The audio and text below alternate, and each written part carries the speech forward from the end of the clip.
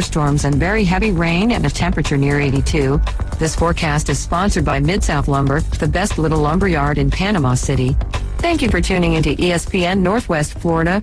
Rely on it. Are you tired of hearing 2 weeks when you call to get your boat worked on? Hey folks, it's Chris Kramer with Kramer Marine and Outdoor, and we'll get you in and back out on the water as quick as possible. We're a full-line Yamaha outboard dealer and Suzuki outboard dealer, and we have master-trained certified mechanics on site. So if it's just an annual service, electronics install, trolling motor install, or all the way up to a full repower, we can take care of you. So stop by and see us in the corner of Frankfurt and 23rd next to Bill Kramer GM, or call us at 850-851-0453. Los Rancheros has been doing it right for 20 years. Los Rancheros brings a top-shelf dining experience to you with the opening of their beautiful new building. Watch all college and pro games on Los Rancheros' 14 large-screen TVs with great drink specials daily from 2 to 5 and during all the games. Los Rancheros, the place for live sports and great food on 23rd Street between Jenks and Harrison. Did you know that fees associated with real estate closings are virtually the same from one title company to the next? So what sets South Oak Title apart? Effective communication, customer service, expertise, and technology. If you're buying or selling real estate, refinancing a residential or commercial property, tell your realtor you want to close with South Oak Title. South Oak Title, with locations across the Southeast, including Panama City Beach, Inlet Beach, Destin, and Fort Walton Beach. Visit them online at southoaktitle.com. Ben and Deb Collins, owners of Bay Guns and Gear, have been in business since 2010, offering new firearms and accessories with a huge selection available for your hunting needs and personal defense. Turn to Bay Guns and Gear. They have the weapon for you. Discount pricing. And if you can't find what you're looking for, they'll special order it for you. Bay Guns and Gear, across from Grease Pro at 3115 Highway 77. Visit their website, baygunsandgear.com. Before I was adopted, I felt alone. After spending years in foster care, Lexi worried that she and her brother were too old to be adopted. Thankfully, the siblings were adopted, with help from the Dave Thomas Foundation for Adoption. I love teenagers. To see how brave Lexi was and how she opened herself up to being in a family, all of a sudden, she's holding my hand and calling me Mom. It was really special. Every child, no matter their age, deserves to grow up in a safe, permanent home. Children at every age experience challenges. Teenagers are more complex than young children, but in the best ways. You're never too old for family. Learn how you can help children still waiting to be adopted from foster care at davethomasfoundation.org. Strength of America, our values, our way of life hasn't just been won on the battlefield. It's won every day in our communities when we come together, extending hands of compassion, service, and hope to those who need it most. For over 100 years, the American Legion has been strengthening communities across our nation by providing life-saving help and support to our veterans and neighbors during times like we're facing today. It's what the Legion's all about. From blood drives to distributing food, from responding to emergencies and protecting the most vulnerable among us. Our mission is making America's communities stronger. We are one family, and therefore we care. We are the American Legion, veterans strengthening America. To learn how you can help, visit legion.org.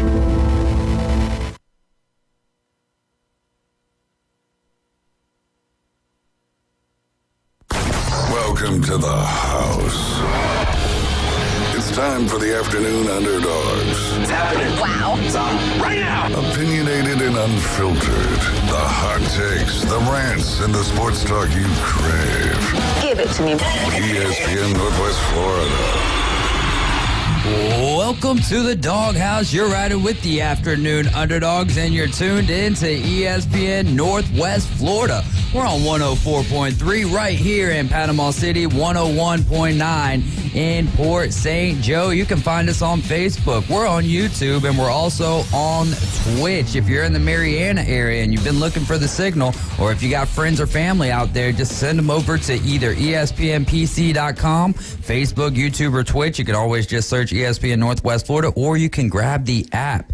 Just go to your Google Play Store or your Apple Store, type in 104.3 ESPN Northwest Florida, and you can take us with you wherever you go. Speaking of ESPN Northwest Florida, we're presenting the Blast at Bay Point. You and a guest can win a round of 18 at the Nicholas Course down there at Bay Point, right here in beautiful Panama City Beach. This starts Monday, June 26th. You got to listen at weekdays, 8:40 a.m., 12:40 in the afternoon, and 5:40 in the afternoon. We're going to play a little high-low. When you hear the cue to call, be caller number 10 at 850-215-6290, and you're automatically going to win a large bucket of balls at the driving range. If you get the correct number, if you guess the correct number, you and a guest are going to be winning a round of 18 holes at Bay Point Golf Club. The more you listen, the better your chance of guessing the correct number in high-low. We're going to have a new number to guess every single Monday. You guys can give us a call or text today at 850-215-6290. You can find me on Facebook at David Hayes, and then just go to my Facebook page and get ready to vote. Not even get ready to vote. Go vote for our Goat of Goat sports movies. Hopefully I can maybe draw out of Caveman Rick some of his favorite movies or thoughts of what's going on with the Goat of Goat stuff. I know that he's very intrigued on Wednesday afternoons. Yeah. And where are we at on Wednesdays? We're out there at Dave and Buster's. Y'all come hang out with us one of these days, or just come if you're out there on the beach, or you're out there by Pier Park.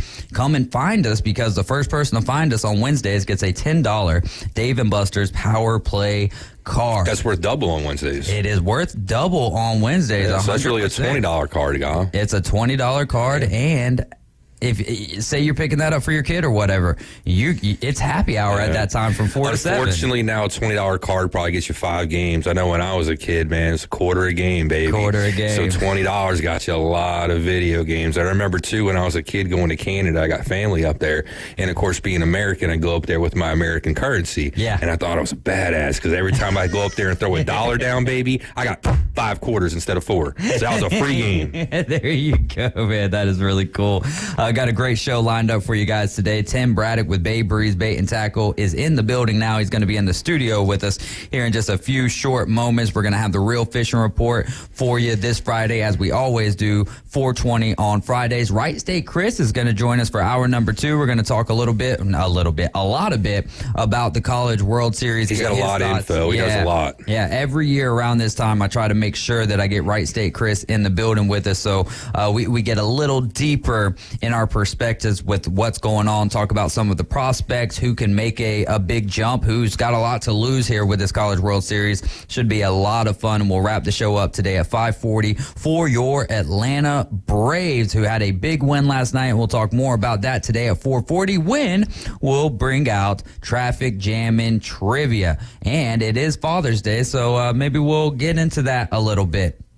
The NBA, though, has suspended the Memphis Grizzlies star Ja Morant for 25 games to start the season, 2023-2024 season. And their reasoning, conduct detrimental to the league. And that was announced today. He's scheduled to make $33.5 million this next coming season, but he will lose about $300,000 per game. So that's totals up to about $7.5 million. Now, the NBPA executive director Tamika Tremiglo said in a statement, as to the discipline imposed, we believe it is excessive and inappropriate for a number of reasons, including the facts involved in this particular incident, and that it is not fair and consistent with past discipline in our league. They will explore all options and next steps with Morant. So let's start with, it's a 25-game suspension. He just had an 8-game suspension in March. not eligible for any public, anything to do with the league. If it has to do with the NBA, he is not eligible to participate. That is 25 games enough? Is it too much? Where are your thoughts on this, Caveman Rick? I would say no. Considering the situation, how it all started with Adam Silver saying, "Hey, we're going to wait till the finals are over before we discuss this," just to kind of take nothing away from what's going on with the rest of the league and the star power that we have going on. These guys have earned their time in the spotlight. Let's not take it away from him. So I think that was a great idea by him. But everything else, I think, afterwards is kind of faltering. You wait this long to, suspend somebody for basically 25 games. So little, less than like a third of the season. So, I mean, if you're going to wait this long to tell us this news, I would have thought it'd been more of a bombshell. I thought it would have been half a season, a whole entire season, especially since you just got in trouble back in March and you're already in trouble again. This seems, pattern forming. It's too soon. I just heard this today, a matter of fact. The league was investigating him for some time, about a year and a half before all this stuff went down because of other incidences and other things that, people might have been talking about in the shadows or behind the scenes. So this has probably been going on for some time, just longer than this March till now period. So on top of that, and taking all this into consideration, I think it should have been longer. Not to mention, it's really not fair to the rest of the league. I mean, he's supposed to be getting punished, right? So now you're basically putting him on load management. He's going to miss like the first third of the season. He's going to come back, hopefully with the Grizzlies in some form of contention or some place in the standings where they can potentially still, make the playoffs. So he'll come back fresh. Everybody else will have, 25 games under their wing. The only thing that he's really getting hurt by is he's already not eligible for like the NBA awards that are going to help you get like max deals and stuff. Right. So that'll hurt him with money down the road too. So it won't hurt him just this financial amount that he's losing right now, this $7.5 million. It's going to hurt him in the pocket, like, his next contract for sure. I guess technically speaking. Because he won't get those maxes probably. Right. So it is going to affect him some more, but taking those things into consideration, now you're helping the Grizzlies. He's going to come back. He's going to be healthy.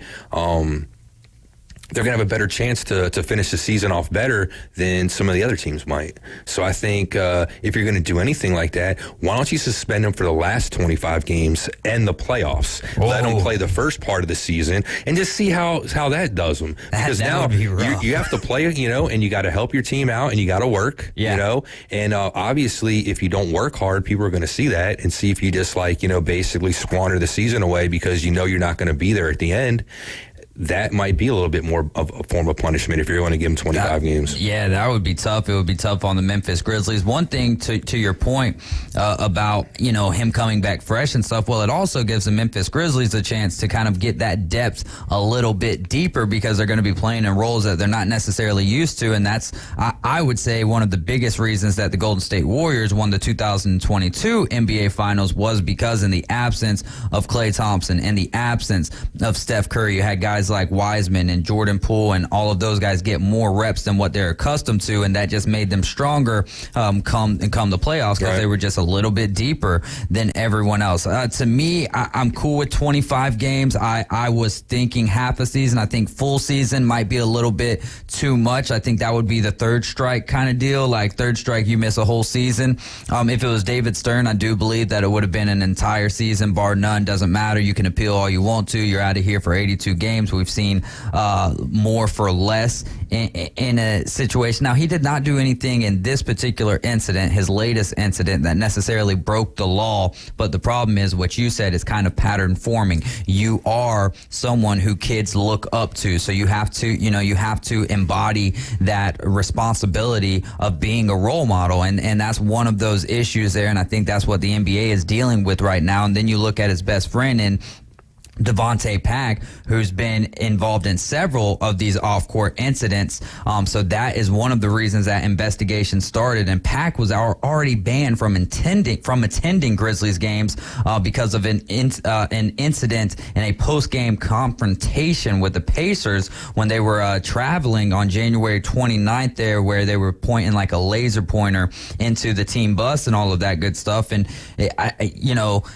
Nowadays, that's not just a laser pointer in people's minds. Right, exactly. So the biggest issue here is, and it's not just Devontae Pack, but Ja Morant needs to minimize that circle. He's got to shrink in the circle a little bit, because some of these guys are not looking out for your best interest. And man, show me your friends and I'll show you. You know, that adage, and it does still ring true. There's no doubt about that. So, and he's one of the stars of the league. If we're talking about a guy who's a little bit lower on the totem pole, he wouldn't have a job today. He might not have a job, but this also might not even be investigated, because what I mean is that video going to circulate on social media at the same rate as what a Ja Morant superstar of the Memphis Grizzlies is true. Yeah, you know what I mean? Like, it could have never, not even been swept under the rug, never even been seen or never even cared about, to the point where it's like, look what Ja's doing. But because he is such a big star, a superstar in the league, and kids are emulating and watching what he's doing and all of this good stuff, I think that it's a little bit, there's more pressure on him. Oh yeah, no doubt. Like I said, it's a big mistake by him. Recidivism, repeat offender. You think he'd be smarter than that by now. He just talked to, Silver about this, like we said back in March. Yeah. I'm sure everything that he said, I haven't had a chance to look at what he said today compared to what he said back in March, but I'd like to see if a lot of similar things were said, and if he was just basically repeating, himself and being very redundant. And if so, that's kind of menacing too, because obviously he didn't learn nothing. Yeah. If he said all the right things, back in March, and you're saying the same things now, I just, I don't see it. Not even that. He went to a facility down here in Florida for, like a behavior modification type situation. Just wanted to throw this out there. I mentioned it earlier today, but I think Adam Silver looks like Nosferatu. All right then. If anybody knows who that is, look him up. I have no idea, but I'll search it up here in the break. Again, you guys can give us a call or text today at 850-215-6290. Give me your thoughts. Was the suspension for Ja Morant too much, too little, or just right at 25 games? Including the postseason, Ja Morant has missed 50 games over the last 2 seasons, but the Grizzlies in that absence have done pretty well, 33-17 in those games, a mark of 20-5 during the 2021-2022 season. That's tied for the best win percentage by a team in NBA history in games played without a player who was averaging 25 points per game, according to ESPN stats and info. Last year, Memphis went 11-10 in games without Morant. That was season and playoffs. Yeah, so it looks like the first time they had a little rough time and they kind of learned how to play without him, and then when the second time came around, they were kind of used to it maybe. I just, America does love a redemption story. They love second, third, fourth chances. I'm one of those people, and I think, I think he can bounce back from this. He's still very young. He's still very impressionable. He's got a lot of money. I think there's plenty of time to right this wrong, if you will, and still become one of the best to do it and a great role model in the NBA. No doubt, and I think everybody else in the league better take notice too, because this is obviously setting precedents. I think maybe also another reason why he didn't get more, I believe I heard somebody involved in a domestic violence case last year. I can't recall who it is off the top of my head though. Got 30 games, and that's something involved with the law where somebody probably got arrested. There's a lot of a lot more serious stuff going on. I mean, not that the gun stuff wasn't serious, but nobody got hurt, and there was no altercation. It was just, fooling around, but that's how things happen. Miles Bridges? Okay, yeah, that's who it was. Okay, yeah, so basically maybe because there wasn't anything involving like that, maybe they didn't want to exceed what Bridges got. I don't know if that maybe came into their thinking, but possibly it did. Yeah, you look at that, but then you kind of look at, in different sports, you're going to get different suspensions across different the board. Things are more acceptable in different things too. Trevor Bauer, I think, is one of those examples. Now, he's got a lot of other things that are coming out now. He's countersuing, being sued again by a fourth different lady. You had Deshaun Watson, that whole situation, and I don't know. It's just wild. Like, Calvin Ridley gets a year for gambling. Deshaun Watson got 8 games, which he set out on his own cognizance in 2022. Essentially, or would that be 2021? The season before last year, 2021. That's what it was. He set out on his own, but then was suspended 2022 and he had a litany of accusations against him. Precedents again. The gambling stuff is something fairly new, so they're setting new guidelines up for this stuff, and they want to make sure they squash it now. I agree with you. So they're making it really stiff. Well, in the past, with some, unfortunately, domestic violence stuff's been going on since the beginning of time, since people were living in huts and teepees. You know what I'm saying? And stuff like that. So, I don't want to downplay it, but when stuff like that's more normal, I guess maybe it doesn't look as severe, or people don't Well, and especially with the legality of gambling these days, and it's such a big part of the sporting world. And you're right, though. You had to ban Calvin Ridley, because even after Calvin Ridley, what have we had? 7, 8 guys be suspended There's for somebody gambling? from the Colts that's being investigated right now, if I'm not mistaken. Yeah, right? no, that's man. I'm drawing a blank on his name right now. I want to say Isaiah Rodgers or something. That might like be that. right, or sounds similar. But yeah, he's being investigated very deeply right now. And if they don't bam him off the rip, then it is going to be one of those things where you feel like you can get away with it, and you will. And the NBA, the NFL right here has to be very careful, because the integrity, either they, these guys get away with it, or they're putting egg on the face of the shield. And if you're Roger Goodell, you don't want anyone to get too close to calling out the NFL and what's going on, because, dude, you're already getting the murmurs from the fans of it being rigged and all that stuff. What would Miles say? Hashtag scripted? Yeah, hashtag Miles scripted, Lashley. If you're listening, buddy, there you go. Hashtag NFL rigged. In other news, Michael Jordan has agreed to sell his majority stake in the Hornets to a group led by Gabe Plotkin and Rick Schnall for about $3 billion. That's according to league sources. That's going to end Jordan's run as a 13-year majority owner. Schnall, this is what I find interesting. Rick Schnall is actually a minority owner with the Atlanta Hawks, and Plotkin's a minority owner with the Hornets. They're going to become the governors whenever this sale is over and gets through the approval process and all that. Jordan's still going to oversee basketball operations through the draft and start a free agency, which starts on July 1st. But once it's complete, he's going to stay on as a minority stake and maintain a presence there with the franchise, which I think is a good thing. Anytime, even though the Hornets haven't been doing anything, just having the name attached to it. It's like 23XI in the world of NASCAR there. But what I think the most interesting thing about this is Jordan bought this in 2010, or the majority stake rather, for $275 million, and turned that thing around. Well, he likes to gamble, right?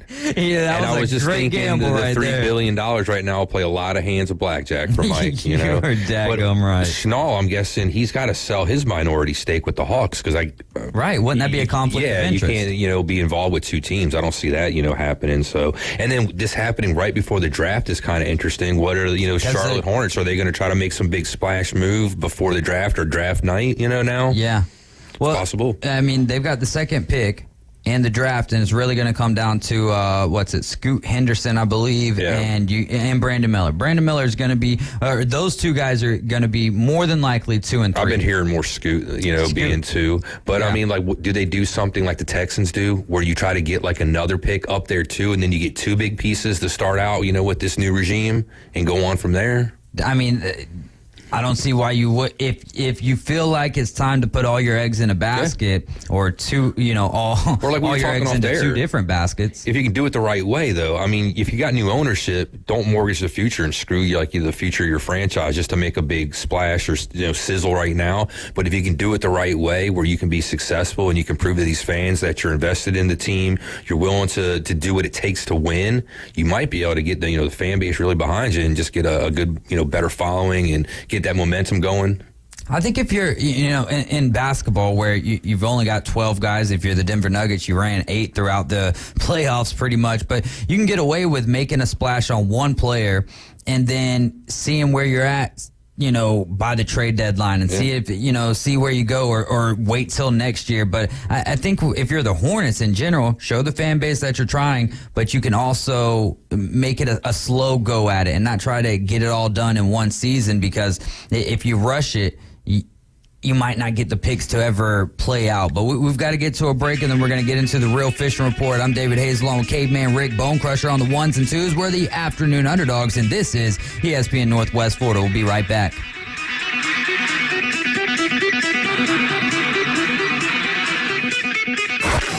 ESPN Northwest Florida. We're taking the inside drive. I was talking about Max Homa winning the 2013 individual golf national championship NCAA, and it was played at... I don't have a clue. The course they're playing the U.S. LA Country Club. Thank you. I thought 2017 Walker Cup. 2017 Walker Cup. Tossing these things up. We're all on the same page today, amigo. Join Ryan Mulvey. Thank you very little. Middays 11 to 1 on ESPN Northwest Florida. This is Joanna with your latest forecast on ESPN Northwest Florida this Friday. The rest of the day, light showers and possible thunderstorms, and 83 with a gentle breeze at 10 miles per hour out of the west. Tonight, likely thunderstorms and light rain with lows around 78. Tomorrow, definite thunderstorms and very heavy rain and a temperature near 82. This forecast is sponsored by Mid-South Lumber, the best little lumber yard in Panama City.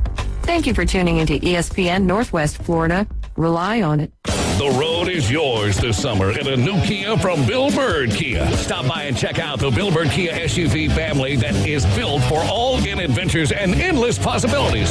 Whether you're traveling on the highways or off-road, you'll do it with grace and grit. Now offering 3.25% APR up to 48 months on the purchase of a new 2023 Kia Sorento. You'll get the perfect balance of comfort and safety and technology. Bill Bird Kia is the home of the 20-year, 200,000-mile warranty. Stop by and see us today at 2435 East 15th Street or anytime at BillBirdKiaPanamaCity.com. We'll treat you like family and give you the peace of mind that you can trust. Offer from Kia Finance for the purchase of a new 2023 Kia Sorento with $22.22 per month per 1,000 finance at 48 months. Quantities limited. No down payment required. Cannot be combined with other finance offers. The 20-year, 200,000-mile warranty is a Bill Bird Kia warranty. See dealer for complete details. Offer for well-qualified buyers. Must take delivery from dealer stock through 7/5/23. The Real Fishing Report. It's expert insider information from Tim at Bay Breeze Bait and Tackle. What's biting? What bait to use? Where to cast? And now, the Real Fishing Report on 104.3 ESPN Northwest Florida. Welcome back. It's the Afternoon Underdogs on ESPN Northwest Florida, 104.3 Panama City, 101.9 the Forgotten Coast, Port St. Joe. Now one of my favorite segments of the week, the Real Fishing Report with Tim Braddock from Bay Breeze Bait and Tackle. Tim, what's going on, man? Another beautiful Friday afternoon. Well, half a beautiful Friday afternoon. Afternoon's great. Yeah, it turned out to be an absolute glorious day. I just was talking to a lady about an hour before I came in. I said, it was absolutely dog hot. Felt like the end of July this morning. Yeah. At about 6 a.m. And then feels like September weather out there right now. Yeah. Still got to find some shade, though, if you can. Well, when that front moved through, or when that line of storms moved through, it was it got down to like 68 degrees. Yeah, it did. It was comfortable. Yeah. So we're gonna talk a lot today, particularly about the weather, kind of fishing around the weather. Will be the overall theme. Sloppy and choppy is what it's sloppy and choppy is what it's been this week. And we're not talking about Braves baseball right now, but go Braves. And we talked to quite a few charter captains this week who have had to cancel trips, and it's just been a really rough weather week for us to be able to enjoy fishing. You can always go out and go fishing. Yeah. But when a lot of people, particularly, want to charter, they're doing it recreationally. They're doing it for the fun of it. So let's get right into the report this week. I am flying solo, so if you got any questions on Instagram this week, shoot those questions in, and we'll answer them here on air. Same with those listening. You can call ESPN at 850-215-6290 and bring those questions straight to us today. Headliner for this week is going to be opening snapper. Yeah. There you go. So my buddy caught one last week. It wasn't it? Oh, poor buddy. That's how it always works. Yeah, he's got to fish with Wee Wild Wayne. Yeah, there you go. And we talked about that extensively last week. Is hiring those charter boat captains up, particularly who have the reef permits to be able to keep those fish in federal waters.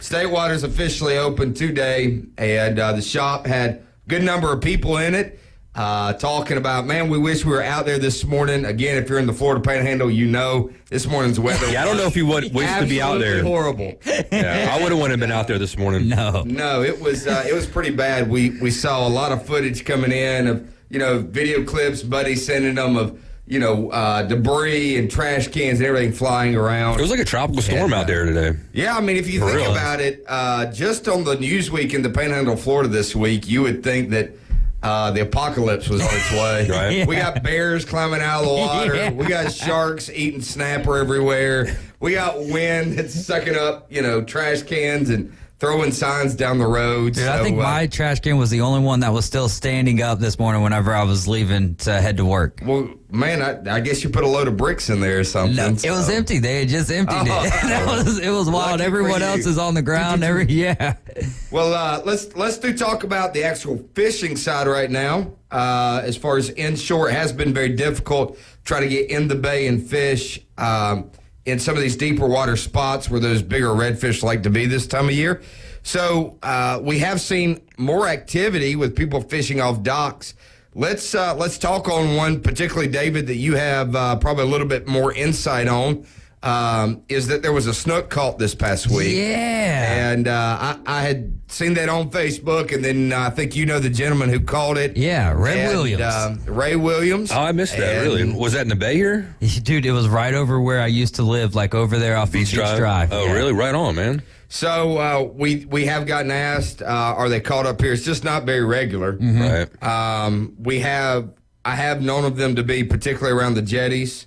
But just not something that we catch on a real regular basis that says, hey, this is a new dominant species that we're going to be targeting here in Panama City Beach. Usually it doesn't get warm enough, but the Gulf waters have been warming up every year, so maybe that's got something to do with it. Yeah, there's a lot of good discussion to say there's probably some increased numbers with particularly water being pushed this way or dirty water being south of us. Yeah. Dirty water referring directly to the issues they're having in Tampa Bay with red tide. Yeah. Which seems over the past 5 years really to become a large problem. So, especially around that area. Yeah, and it's that's something here in this area we have to monitor. There's a lot of good people on both sides of those debates for development, and but we do want to make sure that we protect the natural resources and the bay systems that we do have here. And so I'm all for everybody fishing, obviously, and doing the best we can, but I'm also for conservation and preserving that which God's given us to be managers and stewards over. Mm-hmm. If you don't take care of it won't take care of you. That's exactly right. It becomes a problem on down the road. Yep. And we've got to look at it from a standpoint of something more than just And this place has changed quite a bit from even when I moved here in 96. If you look at the bay waters and the grasses and stuff out there, because of some of the stuff that they have been doing, a lot of the habitat has gotten a lot better in the last 25 years in the time I've been here, and from what I've heard from people, too, in the last 30 and 40 years even. Yeah, and then, also the introduction of the artificial reef programs that are in the entire Panhandle, that will help also our offshore guys, and then the institution of FADs, particularly kind of an organized program for those. And we're going to talk at length about those in August. So we're going to have a couple representatives come on from SWAR, which is South Walton Artificial Reef Association. Cool. So we'll get into some technical discussions on what they're doing, what their plans are. But overall, it's conservation for the Gulf waters, particularly in that state water area we talked about earlier. So as far as the fishing goes inshore, you have to kind of stick to the protected waters, the back bay areas. That west wind has just been absolutely brutal and very, very difficult to try to get out on a boat and fish over the past few days. If you can sneak out early in the morning times have been considerably better, and they will be over the weekend. So we talk about the summary forecast for the weekend. That those early morning hours, looks like you'll be able to get out to probably about 10 o'clock. And then that wind starts building back up throughout the day. Those thunderstorms come in like we see every evening. And so same pattern looks to be continued over the next 10 days. As far as offshore goes, bottom fishing, again, particularly because of red snapper coming in the season, is going to be taking the highlight in a lot of the talks, at the shop, at the docks, what's coming in, what people are catching. Red snapper is one of my absolute favorite fish to catch. Number one reason why is because I love to fry them. Yeah. And it's everybody asks, what's your favorite fish? Mine is absolutely hands down fried red snapper. And so it's that time of year where you can go out and catch them. And then if you do a 12-hour day, you're catching some pretty large fish. Come in late evening, fry them up the next day. They're fantastic. What's the size limit on snapper for this year? Yeah, so that's actually a great question. I'm not having to worry about minimum size because I catch them always so big. Yeah. And that's a true story. I think it's 12 or 14 inches, but we can find that out for you real quick. I'm trying to look now on mine. And but let's talk about actually catching those snapper. Live cigar minnows are always the best bait to be able to use for those. And you can stop by the bait barges. We also stock frozen cigar minnows, seem to be pretty popular for people who don't want to stop by the live bait barges on their way out. And I've had just as good results, particularly because you can only keep 2 snapper. Right. Using those frozen cigar minnows. Some couple things to look at as far as catching, bigger snapper. And that's, I'm kind of joke about it, but I'm really not. Like, any of the snapper I catch aren't shorties, so they're not too small. They got to be 16 inches. 16 inches. There we go. You're catching them around 30. What's the max size? Is there a max size? There is no max size on those. But most of the ones that we end up catching are at least 20 inches, at least. And from there, just get bigger, wider, and fatter. Yeah. And so we want those big sows coming up the boat. I mean, you catch it. We talked about it late last week, but if you catch a 20-pound snapper, you're going to put in a little bit of work to do that. Yeah. You Yeah, catch no a doubt. 25-pound snapper, and I've literally seen it take grown men who thought that they were going to manhandle this fish down to their knees trying to reel this thing on the rail, you know? You'd be surprised. And, I've seen some small guys reeling some monster fish, and I've seen some big dudes get just broken down there's a by form fish. to it, and if you're not used to it, particularly one of the ones that was with us this past week, it was his first time ever bottom fishing for snapper, so he had that thing way up under his shoulder, and he was trying to reel that initially. And when that fish, I mean, by the time he got positioned right, that fish was already back in the bottom, and you're done. It was over with, and he's sitting there trying to hold it, and fight it at the same time. So when we talk about bait, we do have a new artificial bait. It's actually a jig at Bay Breeze Bait and Tackle. It was something last year one of my vendors brought in from Georgia. We were looking at it, Outer Banks, and he brought in a 12-inch worm that he had made, and I was looking at a jig head that he had, and then a skirt. There's 3 different lures, and I said, man, I just have a feeling if we put all 3 of those together, if we take a 6 or an 8-ounce jig head, it's shaped kind of like a minnow, and if we take, at the time it was a 12-inch worm, and we take that skirt and we put it all on the exact same jig, I think it'll catch fish. So about 2 weeks later, last year, he left, sent those back. I got 3 of them. So took all 3 of them out, gave 2 of them away to customers, 2 different customers, and then I personally fished. Every single one of us caught snapper and grouper off that jig. And we've done a little bit of modification to it this year. We have plenty in stock now. So we've upgraded the plastic actually to a saltwater plastic. What that means is that there's a chemical in there so it doesn't get broke down over time. We also shortened the length of the actual plastic off the back of it. So probably getting the ends like nipped off. Well, by that's what was happening. The little vermilions and stuff like that, or mangroves. Yeah, they were snapping it down to about 6 inches. So that's exactly what we did. We just made it a 6 inch. But they helped solve the problem for us. And so we call it the Jiggly Wiggly Jig. The Jiggly Wiggly the Jig. Jiggly Wiggly Jig. And it's got actually the worm or the plastic itself is 8 inches. The skirt off of it is 6 inches. And then the head is anywhere. There's 6, and then there's 8-ounce heads. And these go tied straight onto your leader. We recommend putting anywhere between a 30 and a 60-pound leader fluorocarbon on that lure.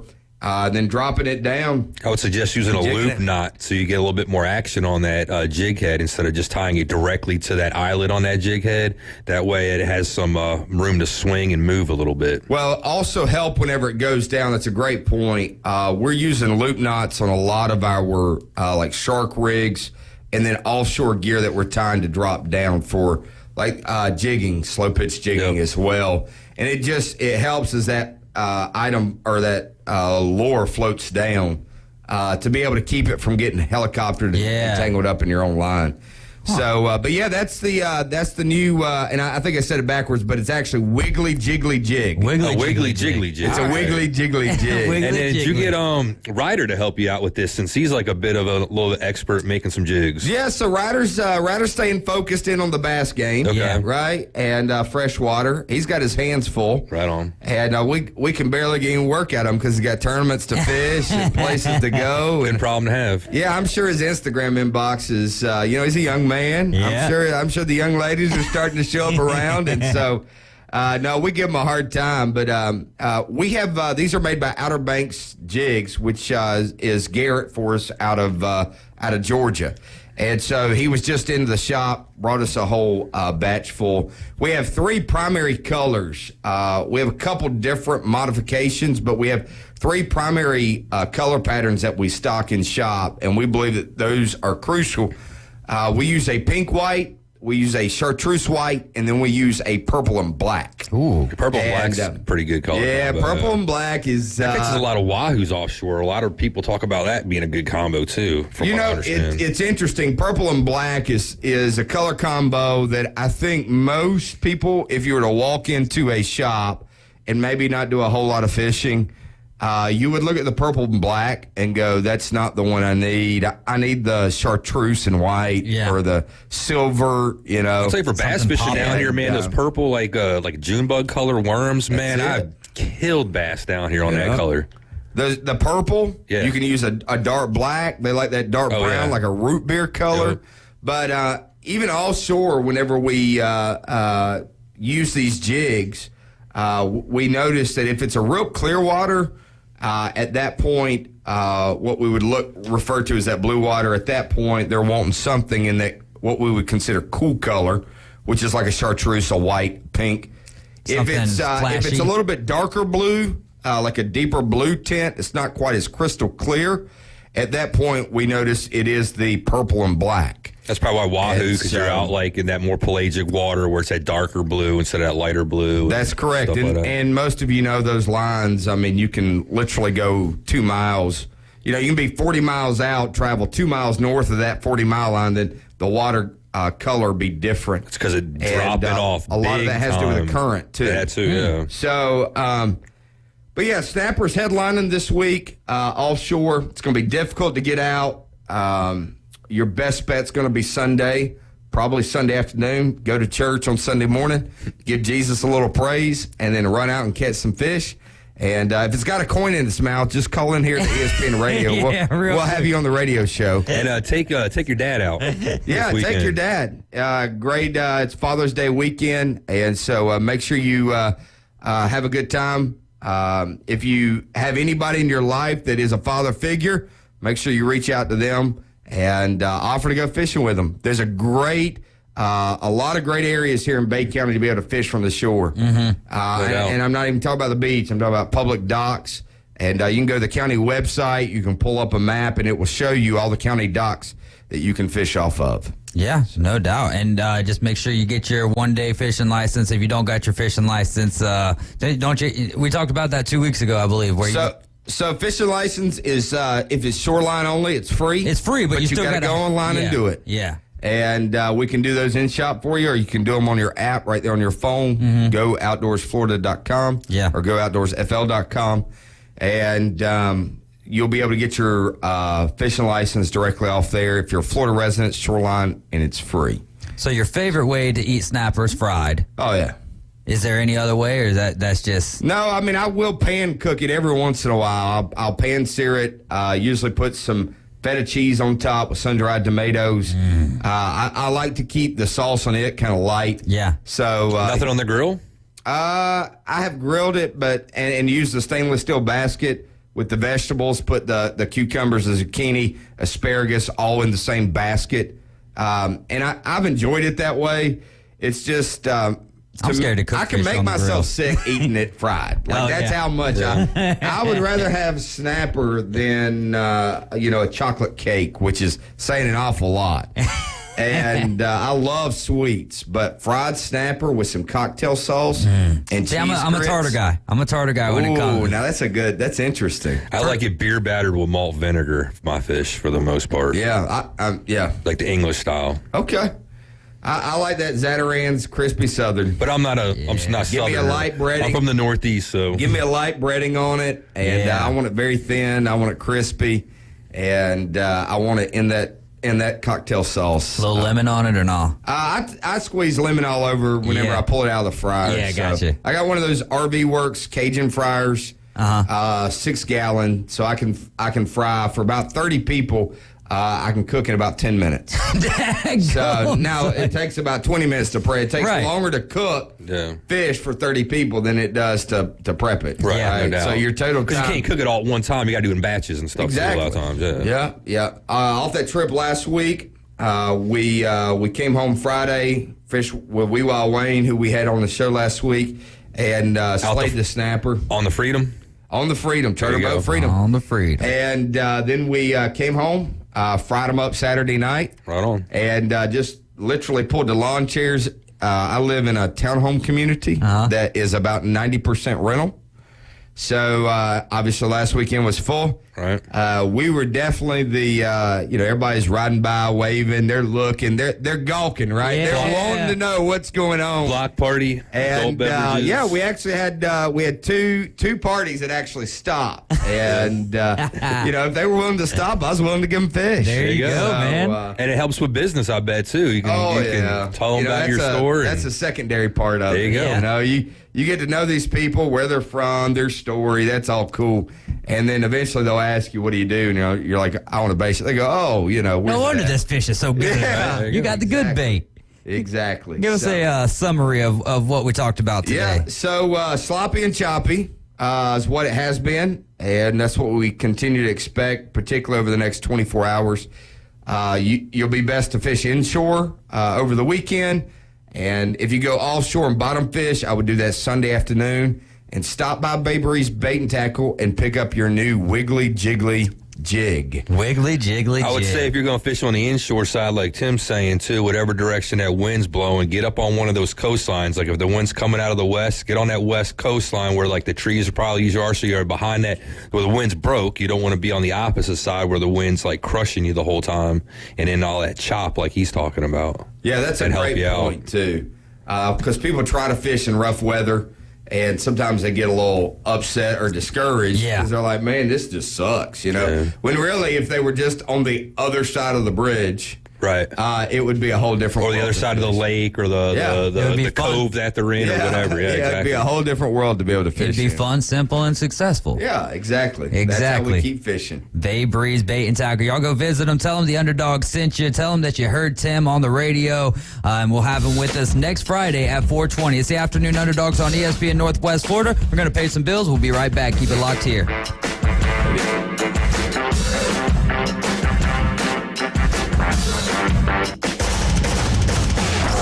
Your attention, please. ESPN Northwest Florida reminds you it's the law. It's the law. When there's a double red flag, stay out of the water, stick your toes in the sand, grab a cold drink, and listen to live sports. Swung on, miss, strike 3. On 104.3 ESPN Northwest Florida. Double play! This is Joanna with your latest forecast on ESPN Northwest Florida this Friday. The rest of the day, light showers and possible thunderstorms, and 83 with a gentle breeze at 10 miles per hour out of the west. Tonight, likely thunderstorms and light rain with lows around 78. Tomorrow, definite thunderstorms and very heavy rain and a temperature near 82.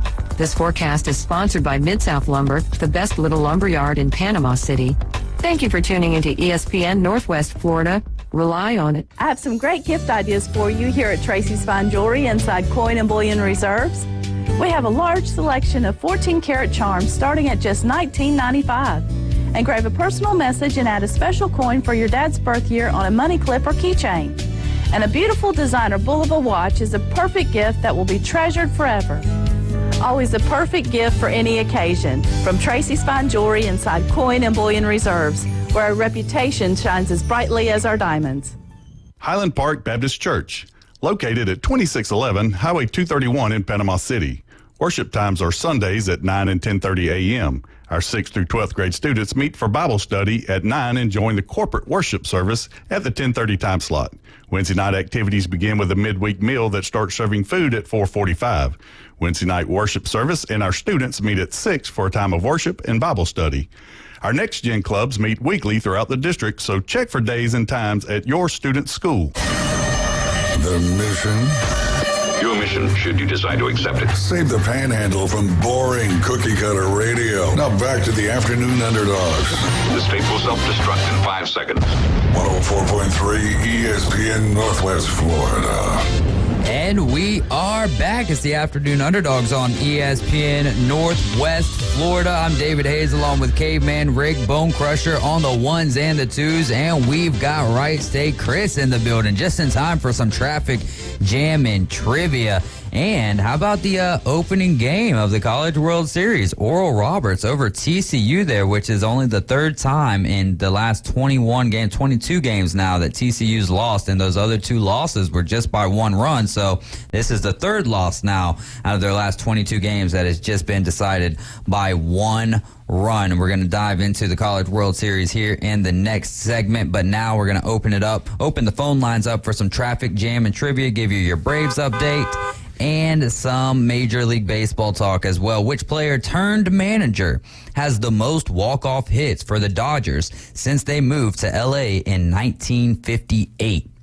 Which player turned manager has the most walk-off hits for the Dodgers since they moved to LA back in 1958? For your chance to win $25 to not the, but that boot store 12-pack of Buffalo Rock, and we've got an ESPN t-shirt for you, or you can trade that out. If you already got an ESPN Northwest Florida t-shirt, we'll trade it out for like a Buffalo Rock t-shirt, Dave & Buster's t-shirt, or some of the other swag that you might see in the prize room that you would like to walk away with. But the Braves update brought to you by the Break Room. First off, 850-215-6290 is the number to call to play some traffic jam and trivia with us. The Break Room, though, sponsors the update.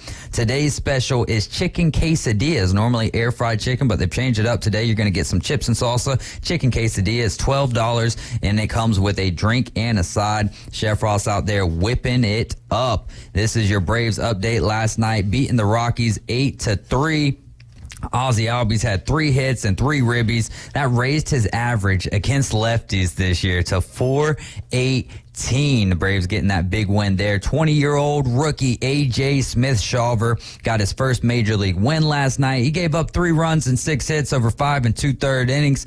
That was his second career start. Struck out 6, only walked 1, which I always find impressive. If you only walk 1 bat, I don't care. If we're talking 3 innings, that's a little bit different. But 1 out away from 6 innings, and you only give up 1 walk and 2 solo homers. One of those going into the upper deck over there with the Hank Aaron Terrace. But Michael Tonkin then came in and then pitched 3 1/3 innings, struck out 6 of those, scoreless relief appearance. That was his first career save, and that was huge for the bullpen because on Wednesday in that doubleheader against Detroit, the bullpen was there for 9 innings of 18 games, which is not a great statistic for a doubleheader. But doubleheaders are, especially a true 9-inning doubleheader like that, you just never know. And it's really tough to sweep those doubleheaders, even if it is the Detroit Tigers, who, by the way, took Game 1 against the Atlanta Braves this last Monday.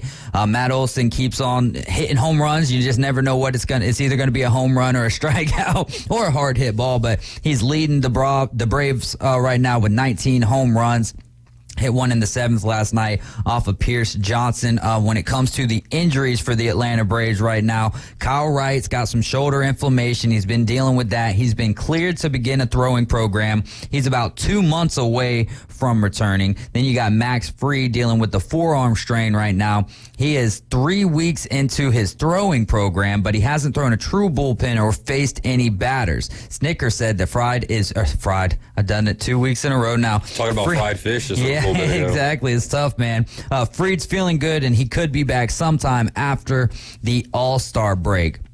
I found this interesting. Colorado starters have 1 win in the past 30 games, and the Braves are just 5-11 against the Rockies at Truist Park. So that was a big win for them last night, and they've got 3 to go, but they're playing really good baseball. So I would, let me see 3 out of 4 here. Playing up or down to their competition lately. They have been doing that, man, and that's one of those things that it does not bode well for when you get into the postseason. That's what my team usually does. Yeah, and they haven't been playing good against the American League, which doesn't necessarily matter too much until in you the get to the World Series. And you get to the World Series, and that wouldn't be the greatest thing in the world. But tonight you're going to have Dinelson Lamet, who's 1-3 with an ERA of 10.38. So you got to take advantage of this if you're the Atlanta Braves. And going for the Braves tonight, Jared Schuster, who's 3-2 with an ERA of 5.05.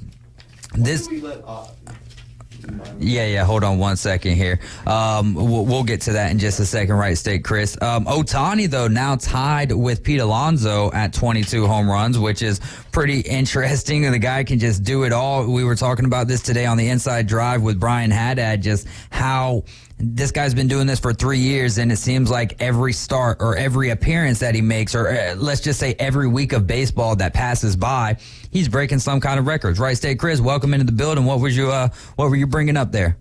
Why did we let Ozzie bat lefty at all? Yeah, right.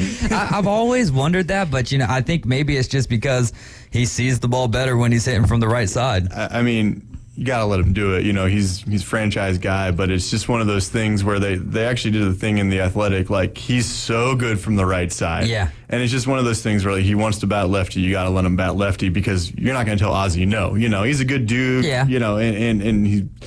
And you don't want to mess with his mental, especially on the defensive side of the ball. Yeah, and he's such an integral to that World Series team. Like him not being in the playoffs last year, still think the Phillies would have won. That's right. Yeah, but I think Ozzie was a big part of that World Series team. Definitely. There's no doubt at all about that. You're right, though, man. It's interesting. I think that you got to let the guy who's been probably switch hitting for the majority of his life, so you got to keep doing that. But, man, when you see someone who's hitting over 400 on a certain side of the plate, it's like, And last night was the first time that they kind of took Olsen out of the number 2 spot in the lineup and put Ozzie up there, and it was like, this is paying off dividends. Honestly, if I'm playing MLB The Show, let's just use this as an example, or if I'm Brian Snicker and I'm putting the lineup together, I don't care where Ronnie's hitting, Ozzie's right behind him. Well, was it Ozzie Albies that said the other day that I'm not leading off, I'm just first in line? No, who was that? That was Randy Arozarena. Oh, really? Okay. Randy Arozarena, yeah. For the Tampa Bay Rays guy. Okay, I thought it was Braves. Who was it that brought that up? Because we were talking about that. Maybe that's why I heard it the other day, and I was thinking, Jay. Okay, yeah, he's got lots of great stuff, yeah. Yeah, no doubt, man. It's a blast. I love his stories, man. When I'm prepping for Jay, it's like, because, he's keeping up with a lot more baseball and everything. And when I'm prepping, questions, it's like, man, you're thinking, I've got an hour to kill here, so how many questions? And then we do the segments, and it's like I only used 5 of the questions because he starts talking, and I'm just like, ooh, what about this? What do you think about that? Well, plus he's got a lot of info, man. Man. An answer to a question from him is not real quick, 1 or 2 sentences. He's got a lot of info. Yeah. The weighted ball discussion, that was a real good one because I prefer. I was an outfielder mostly, and I'm different pitching, in high school, but long toss was really important, and we barely used weighted balls. But it's just one of those things where every coach has got a different, feeling, and every arm's different. Every arm's got a different number of bullets in it. Yeah. I use that word all the time, and it's hard to tell some guy not to go and use it, when he thinks he's strengthening his arm, but you just don't know. How different would careers pan out if say when you get to college, they know how many bullets you got in your arm. Yeah, and I know a lot of kids that in high school, they were on 3 or 4 different summer league teams, and they were pitching 3 or 4 times a week, and they threw their arms out because they thought they were invincible. Yeah. You know? But then you've got kids that really are like, you know, it just depends on how much they use their lower body. And I think it wouldn't matter. I think the coaches would still use the kids up regardless if they knew how many bullets they had in the arms because they want to win and they want the championship. And then try to tell an 18-year-old, look, you've only got like 200 pitches, you know, like 2,000 pitches left in you. And then, you know, like try to tell an 18-year-old that he's not invincible. Right. You know? So I know a lot of kids. And a lot of people use that as motivation, too, to prove you wrong. Yeah. And a buddy of mine, he got drafted pretty high out of high school. And he before he made it to the bigs, he was already at Tommy John #1. And then he was going to be opening day starter. And then he had Tommy John #2. And it's just like, you know, it's just like you feel bad for those kids. You know, how long did he keep pitching after that? He broke his arm twice while pitching in the minor leagues. Yeah, so he was going to be the A's opening day starter in 13 or 12, and then he pitched against the Tigers when Verlander was with in the playoffs, and then he broke his arm twice in consecutive off seasons. So he's done. Yeah, it's a craze, but pitching is such a tenuous thing because you just don't know what the arm's going to do. But isn't there thought nowadays from people to do the Tommy John surgery earlier because people usually come back actually stronger and better after the fact? Well, I think part of that is that they take their rehab seriously and they do all the stretches that they maybe didn't do beforehand. That could be too. That's a good point. But no one wants to go under the knife if you don't need to. Yeah. You know, like I wouldn't suggest that to any kid. Now I play college ball, but you know, it's like I wouldn't suggest that to anybody to go under the knife if you don't need to. If you've got a perfectly good UCL, yes, keep that intact. Yeah, because not like Brock Purdy. well, and then you know, like you know, like I know I'm just being facetious though. If you stop, we broke them. You know, it's like a swing and like a throw. If you stop, sorry, Ryan. If you stop throwing for a while, you don't know how you're going to come back. You don't know if your legs are going to overcompensate. You don't know if your motion's going to look different completely. You know, it's just there's a lot of things with a throwing motion that you need to stay in line, or else you're going to start. And they have a lot of those advanced, you know, picture that you can throw in front of cameras and like show kinetic chain kind of stuff. Yeah. And they can show you where you're losing, you know, all the stuff. Velo, spin rate. Or your body's working against itself as opposed to working with it. You know, they can show you that, but it's just it's difficult to know, you know, what's hurting an arm and what isn't. But I think a lot of with the Tommy John is like there are all these arm stretches that you should be doing that they don't necessarily feel like they need to be doing because who's going to tell some 6'6" stud in high school that, you know, you're doing it wrong, you know? You know, and especially if some club gives them like $2 million, you know, it's just like, no, you've been doing it wrong. It's like, well, I got a bank account.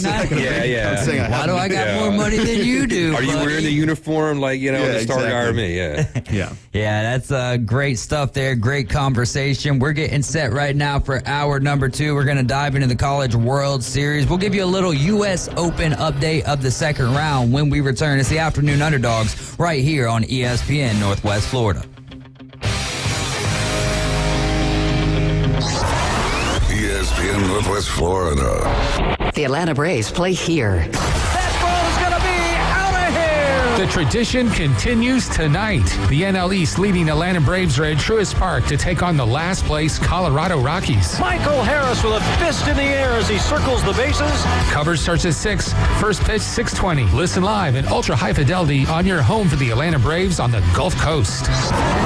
ESPN Northwest Florida. This is Joanna with your latest forecast on ESPN Northwest Florida this Friday.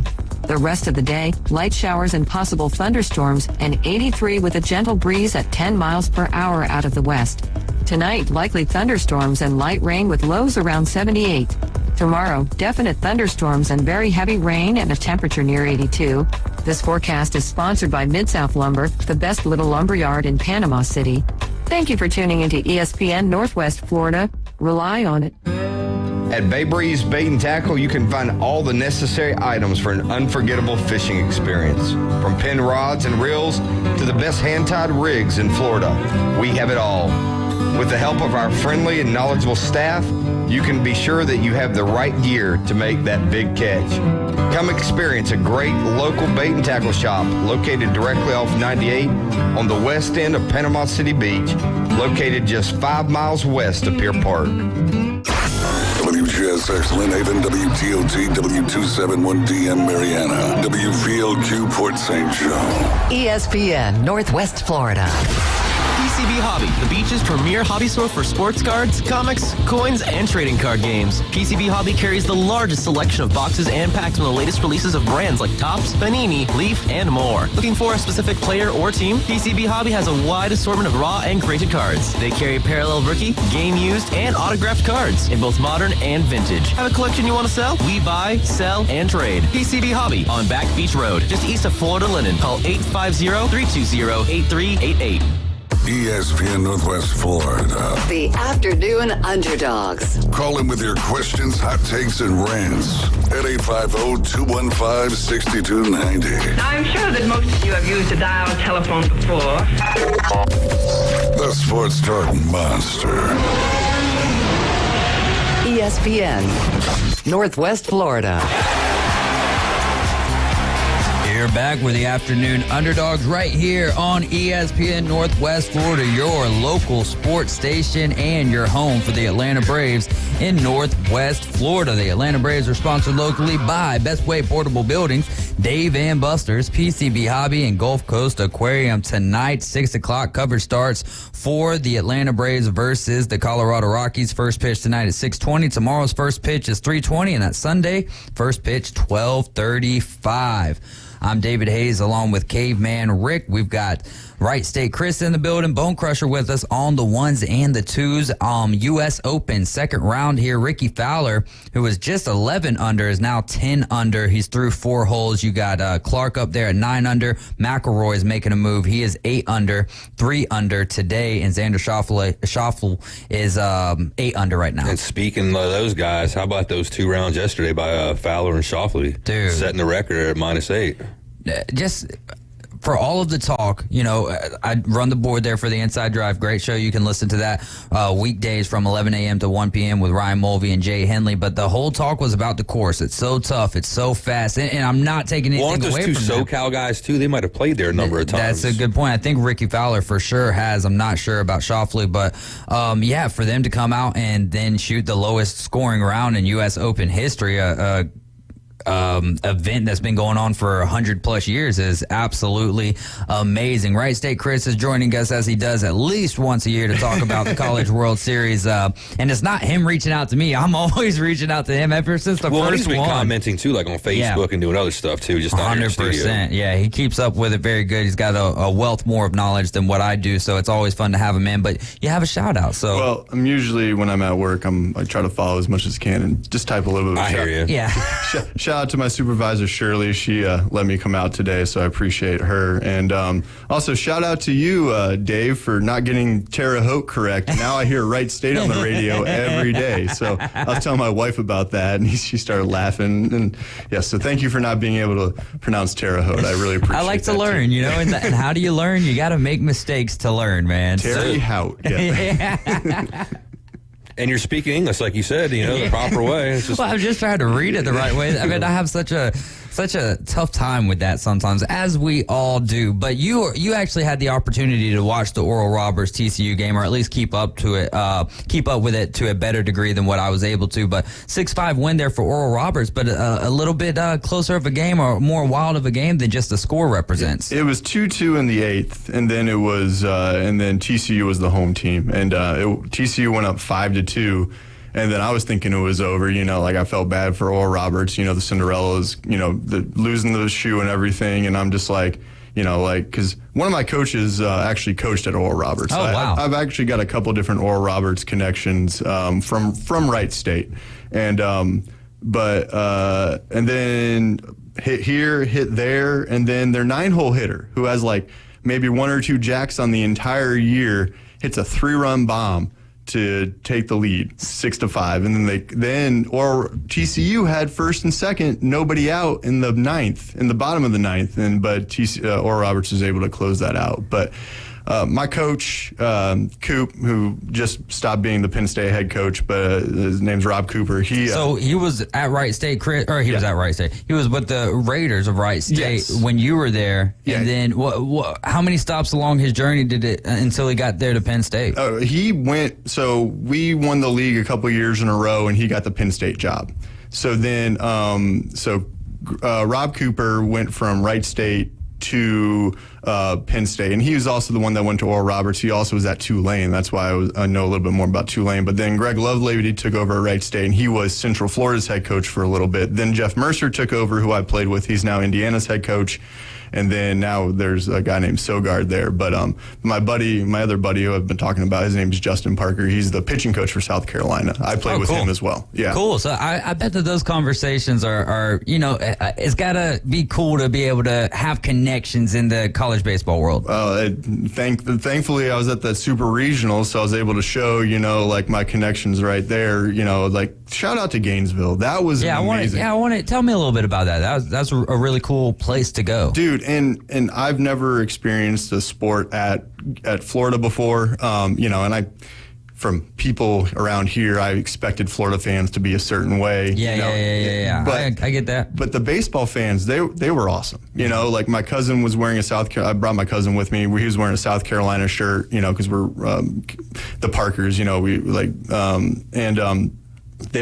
They weren't giving him any crap. They were saying good luck to him. They were doing this, and the food was great.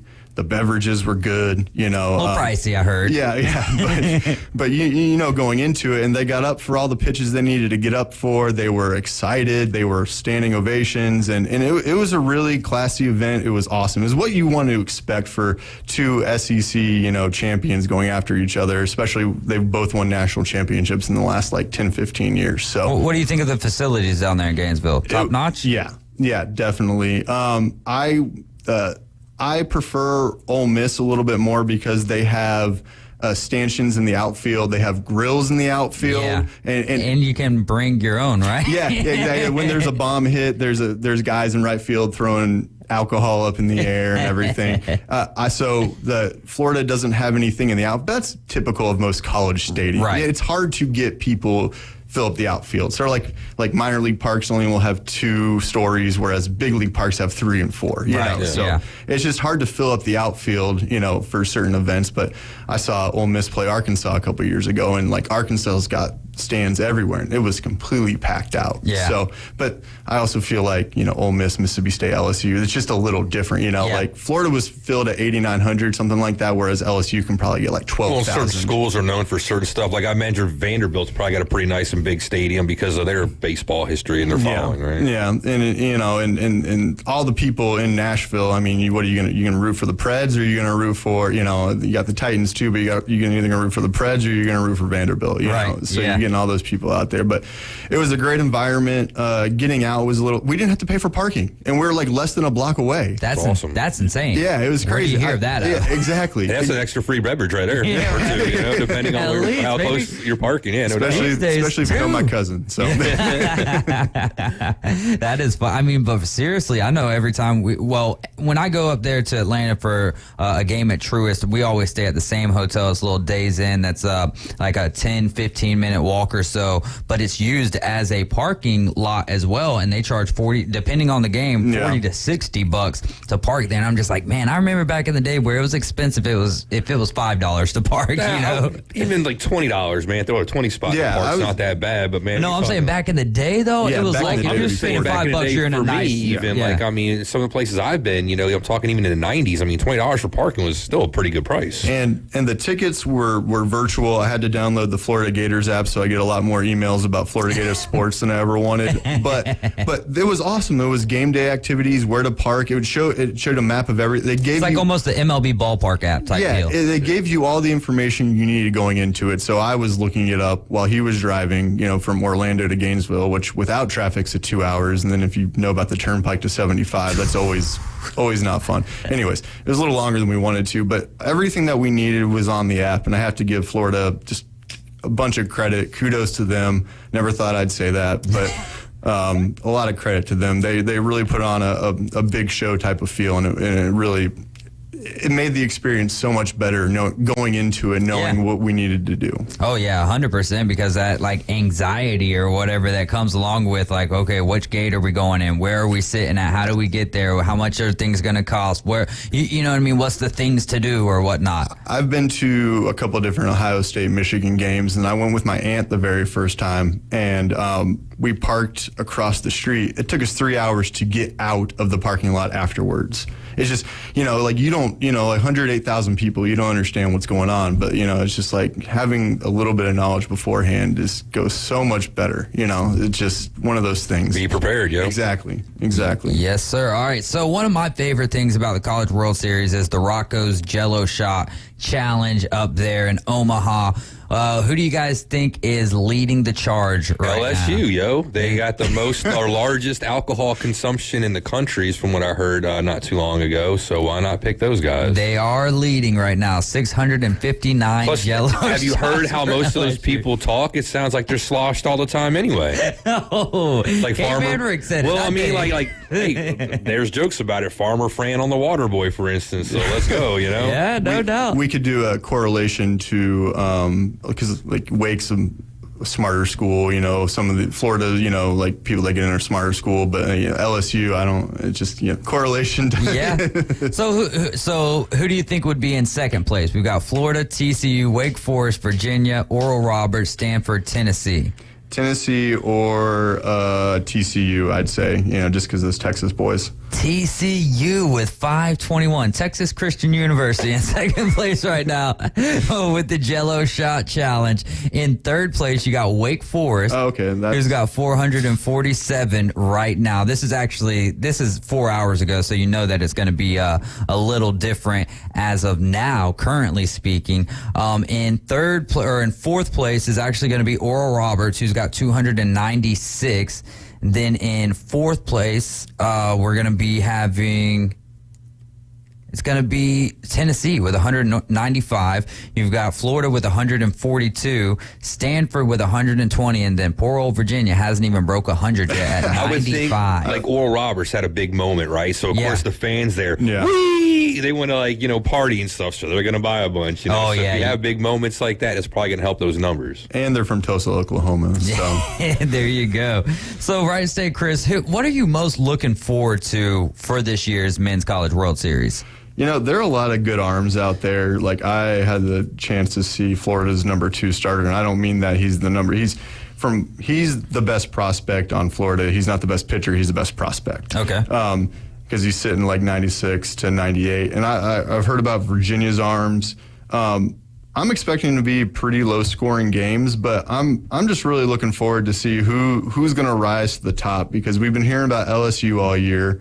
Their pitcher's one of the best in the nation. Skeens, he's one of the best guys that I've heard of.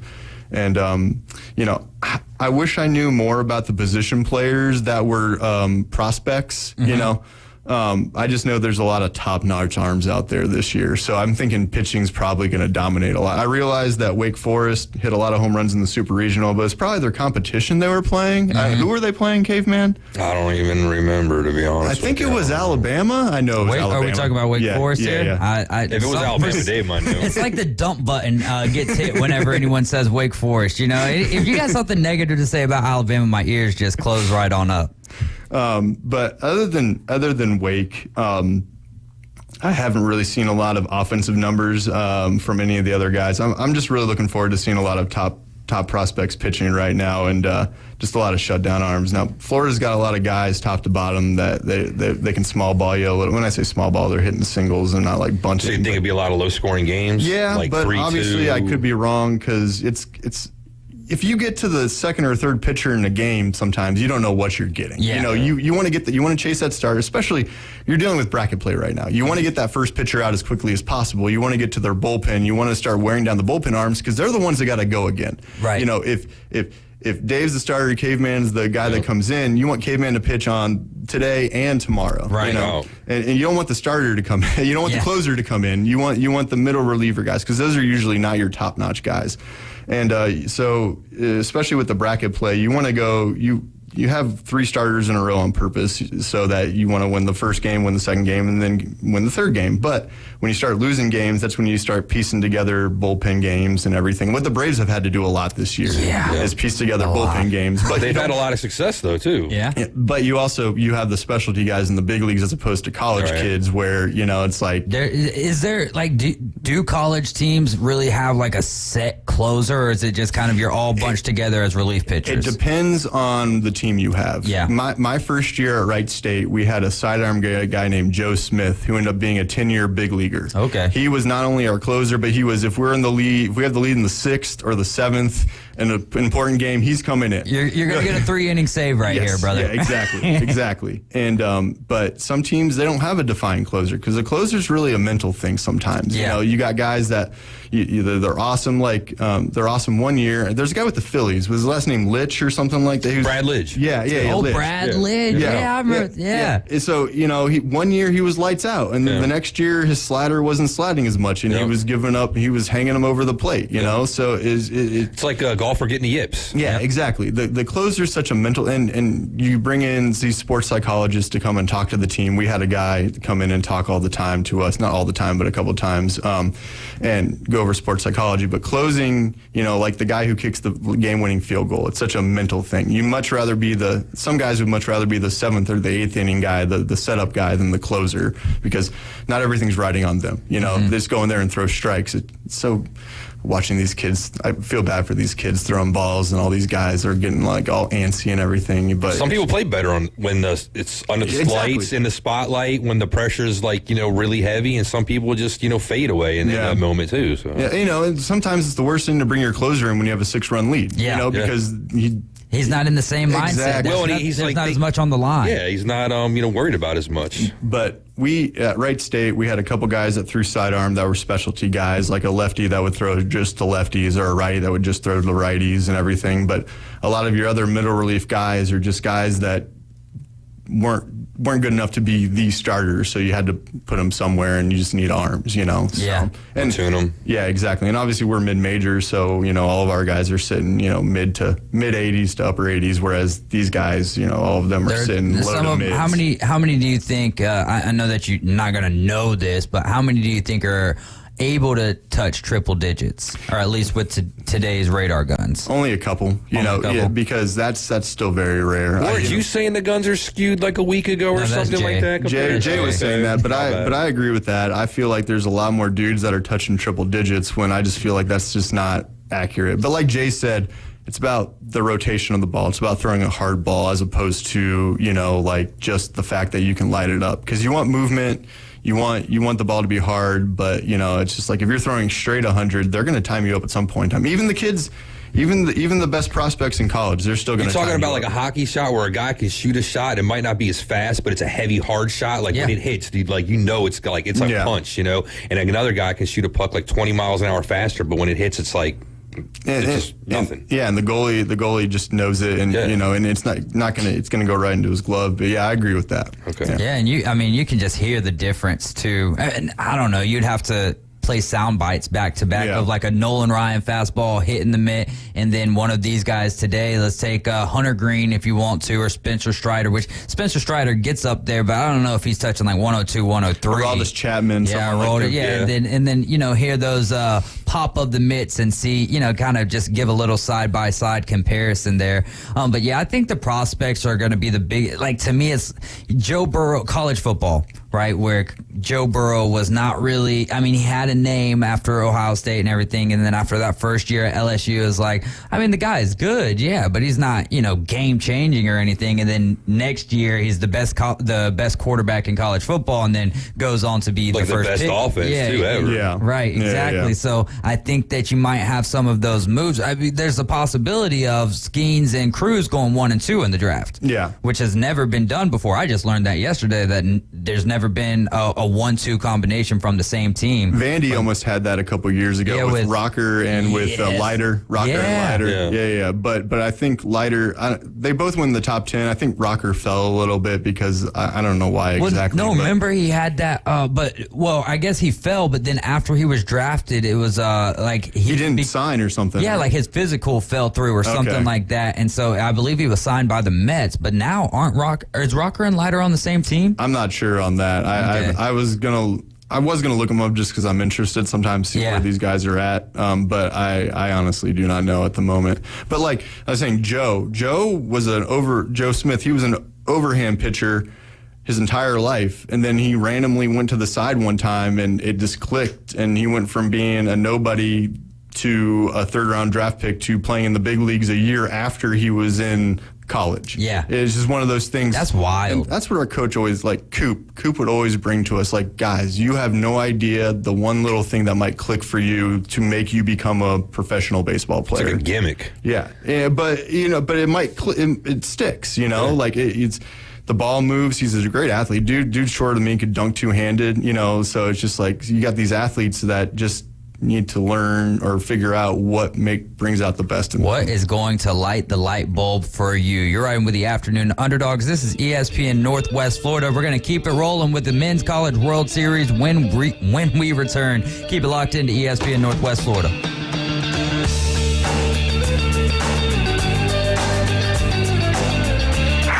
ESPN Northwest Florida, the sports talk monster on the Gulf Coast. Destin, Panama City, and Mexico Beach. Listen on 104.3. In the Mariana, Chipley, and Bonifay area, hear us on 102.1. Swing, line drive, left center field, and now, Fort St. Joe, Apalachicola, and Weewa. It's 101.9. We have Northwest Florida covered. It's ESPN Northwest Florida. Good evening. This is Joanna with your weather forecast from ESPN Northwest Florida on this Friday. A chance of thunderstorms and light showers tonight with a wind at 6 miles per hour coming out of the west-southwest and a low of 78. Tomorrow morning, look for sprinkles and likely thunderstorms with a temperature near 81. In the afternoon and evening, a high around 82 and likely thunderstorms and moderate rain.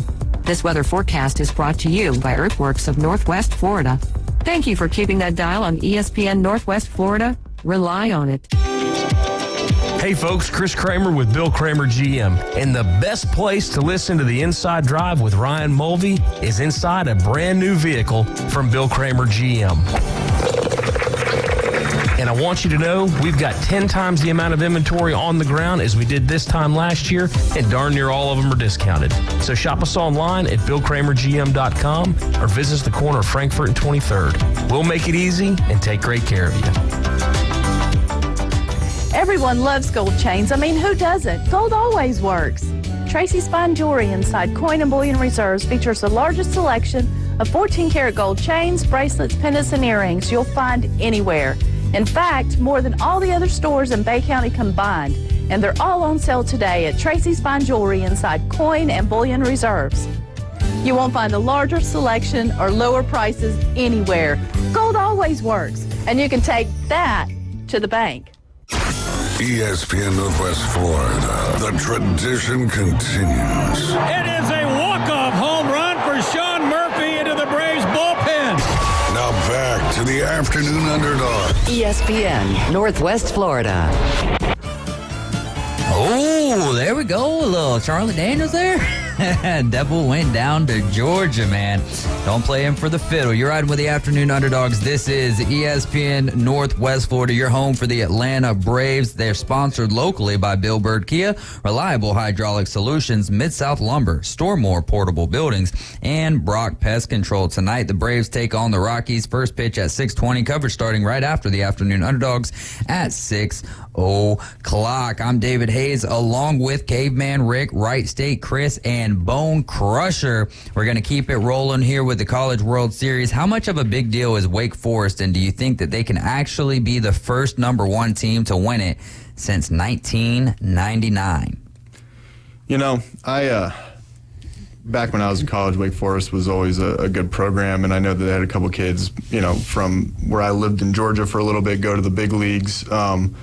But they have no championship pedigree, and I know that in baseball. I mean, yes, they do. 1955, brother. It's like when did Georgia Tech win the college football? Something like some random question like that. But like you said, 1950. But it's going to come down to them or LSU. I feel like, and I feel like LSU is that. I feel like LSU, just because of the games that they've played in and everything, they have the upper hand in that first bracket. But if they can keep the bats rolling like they did, if they come out hot against Stanford and the bats keep on going, and then Skeens pitches against Tennessee, and then the second guy, which you mentioned, comes in, I can't say they're not going to do it because I know they got good arms and they got good bats, but it's just I wouldn't bet against LSU. Yeah. Now, if that was Arkansas, I feel like Arkansas doesn't live up to they never live up to what they're supposed to be. And I'm just saying that because I've seen them fumble away a bunch of different games. It would be different, but LSU is just different in my head. I feel like LSU is always going to get the upper hand, and especially against Tennessee, which Tennessee's coach, Tennessee goes with their coach. If Tennessee does well, they're going to roll it in. If they like to implode, though, if you've ever seen them last year, probably the biggest implosion of them all. What you got, Caveman? I was going to ask. So, in your opinion, why would you think, why would the reason be that one seed hasn't won since '99? Are they just not seeding these teams correctly? Do you think, or is it just there's so much parity out there? It's hard to say because Arkansas was the number 1 overall seed a couple years ago, and they won every single SEC. The first team ever to win every single SEC. What am I thinking? Series. Thank you. Yeah. They won every single SEC series, and they won the SEC tournament. So obviously they're going to be the best team, and then they lose in the Super Regionals to NC State. So it's about being hot at the right time. If something's not clicking, and matchups make the fight. So it's like, do you have the small ball hitting team that's going to get to one of these aces and chase him from the game, and then the bats open up? It's what's going to happen with these teams to do what they need to do to win.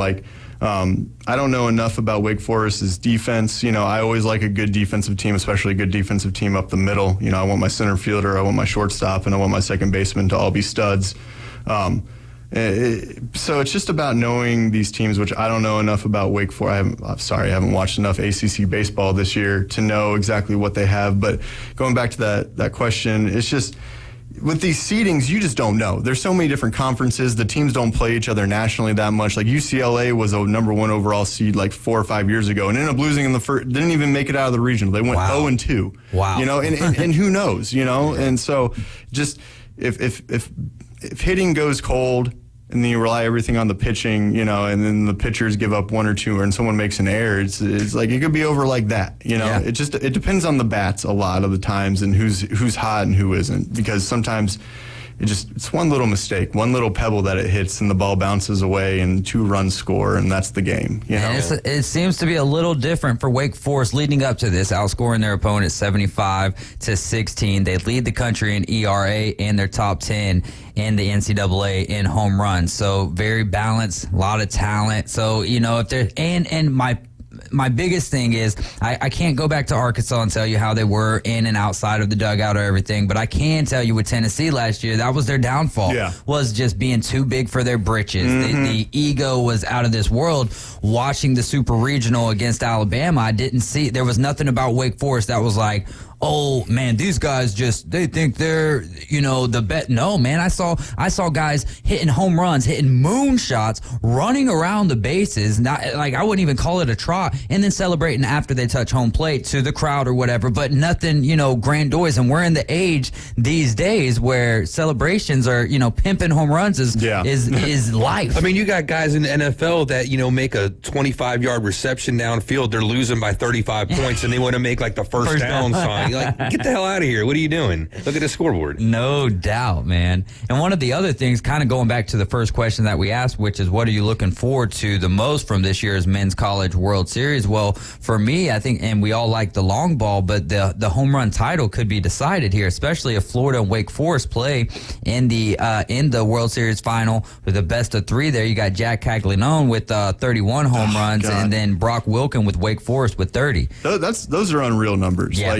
especially with how they've tried to deaden these aluminum bats so much. Yeah. That's a crazy number to think about, 30 home runs. I couldn't. And what about all the good arms you said they're playing right now, too, right? All the pitching's supposed to be so good, too? I would like to see who the majority of those home runs were against. Was it against the starter? Was it against some guy in the middle innings? You know, I'd have to subscribe for full statistics here. Exactly.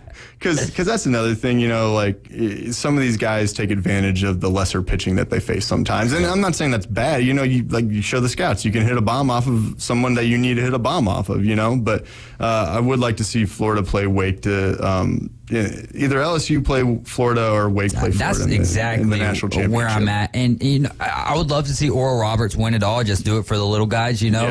And it's a shame that in college football we're always kind of against the little guys, but in college basketball, college baseball, we're all for the little guys, which is so funny because you've called in before and, you know, you weren't ever disrespectful or anything, but just calling us elitist and stuff like that, you know, because Wright State Chris is a big Cincinnati fan, and we're going to be talking about that here in 540 with their their season. They're going to be starting here in the Big 12, which is interesting. But what do you think about, you know, Jack Caglione? Now we were just talking about him, but calling himself Jack Tawney or being called Jack Tawney. He's 7-3 as a pitcher this year in 16 appearances, which 16 starts there, struck out 81, only walked 49, which I guess that's not a great split there. But then also with the bat, 31 home runs, 84 ribbies, hitting at 335. Do you think that he could go to the next level as a two-way player? You know, that's difficult because each pro team is going to have a different idea of what they want him to do. Right. And sometimes they're going to steer him away from trying to do both. If I was him, personally, because I was a hitter, I feel like pitching's easier, but that's just my... Ooh, Jay Chapman, sign into the chat. It's not true, too, because you know, like with an at-bat, you can make a mistake 7 times and get one pitch right, you know, and hit it right. Yeah. With a pitcher, you make one mistake and it's a bomb. You know, so there's a lot more room for error as a batter. Absolutely. But I feel like seeing and hitting a baseball is the hardest thing to do in sports. But anyways, it depends on what the pro team wants him to do, and if he can concentrate. If he can hit well and pitch well, I don't see why they wouldn't let him at least try. What I would like to see, and obviously he's a starter here at the collegiate level, but I would like to see the next two-way player, if they're going to be, you know, continuing on as a two-way player, I would like to see, and I said this on the Inside Drive today, I would like to see them as a relief pitcher. Maybe even a closer. I don't think that you can come in at that young of a gun and become a closer, but as a relief pitcher, I think that you could focus on both of your crafts a little bit more. If you remember back to Texas, they had a player named Houston Street. Yeah.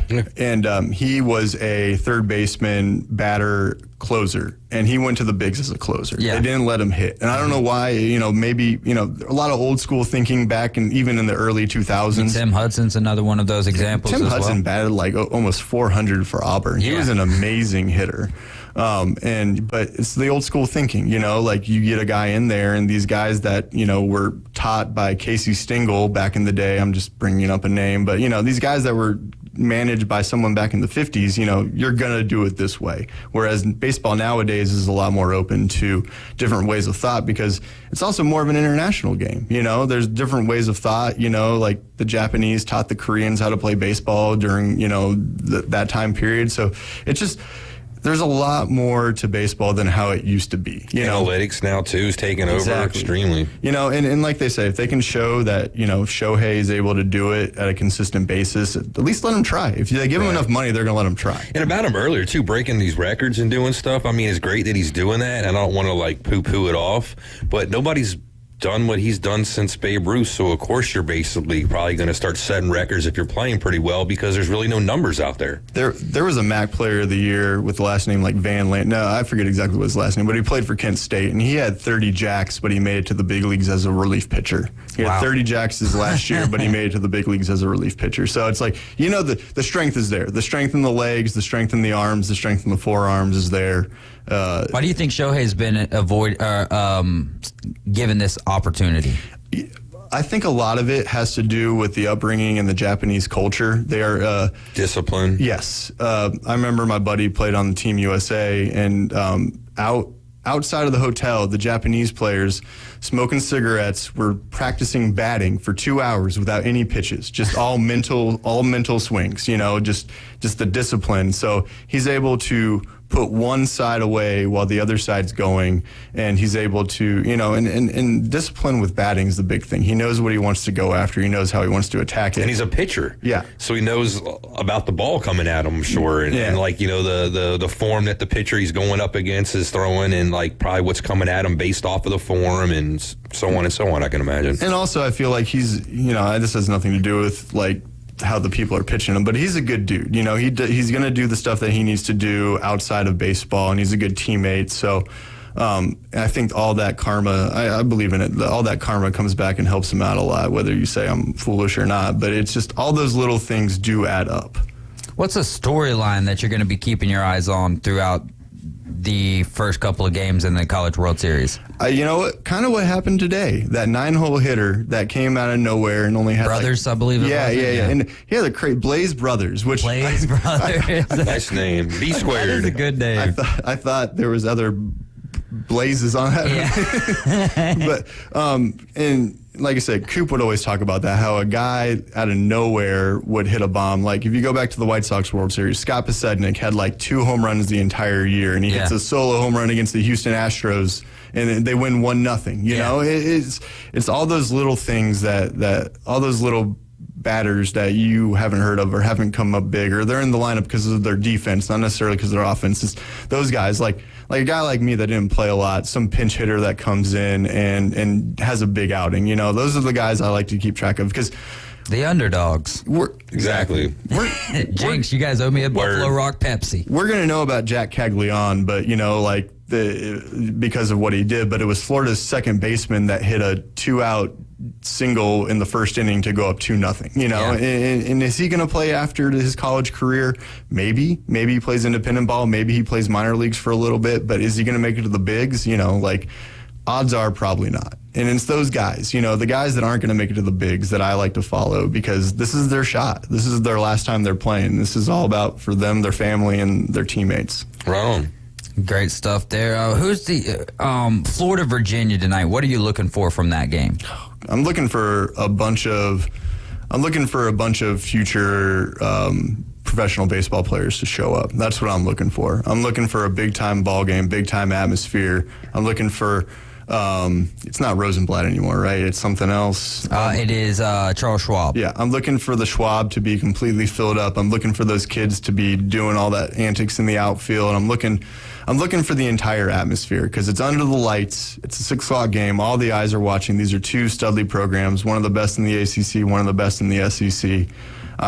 That's the atmosphere. That's what I loved about being at Gainesville, was that atmosphere. And that's what I can't wait, because Schwab's a completely different ballpark than what they're used to being. I'm sure, I don't know what their capacity is. I'm thinking it's probably like 20,000 or so.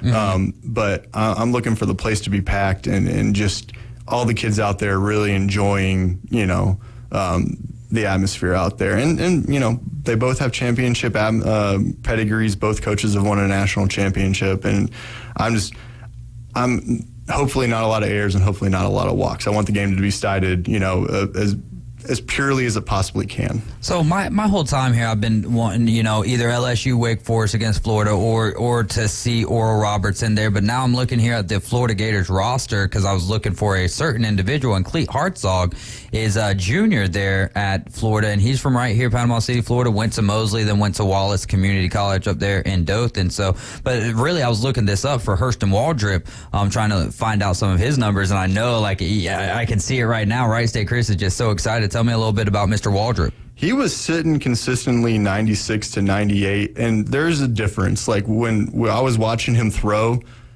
I was losing the ball just, you saw where my seats were. I was losing the ball from it going pitching to home. It was like he had one great of those, seats, y'all. He had great seats. You had to move your head, and then he throws a modified Vulcan change, so if you can see my hand. So it's kind of like a split, but it's a changeup, and that was hitting about 86 to 88. Move your hand a little bit closer to the microphone, they'll be able to see it. There you go. Yeah, so it looks like he's doing some Star Trek stuff right now. Live long and prosper, yo. And that's how he holds the ball. So it's like a split. There you go, right it's there. It's like a split. And, I couldn't tell you the difference between a Vulcan change and a circle change. I didn't throw either extensively, but he was keeping those batters off, and he was definitely, you tell he's a top prospect, and I can tell why he moved from, he was at Southern Miss last year. He was a Southern Miss transfer. Yeah. And then he's at Florida, but stud, just absolute stud. And like when, you know, like there's some guys you see like, oh yeah, mid-90s cool. Like, you know, like I wouldn't be able to hit it, but you know, it's like, all right, these guys are on them. But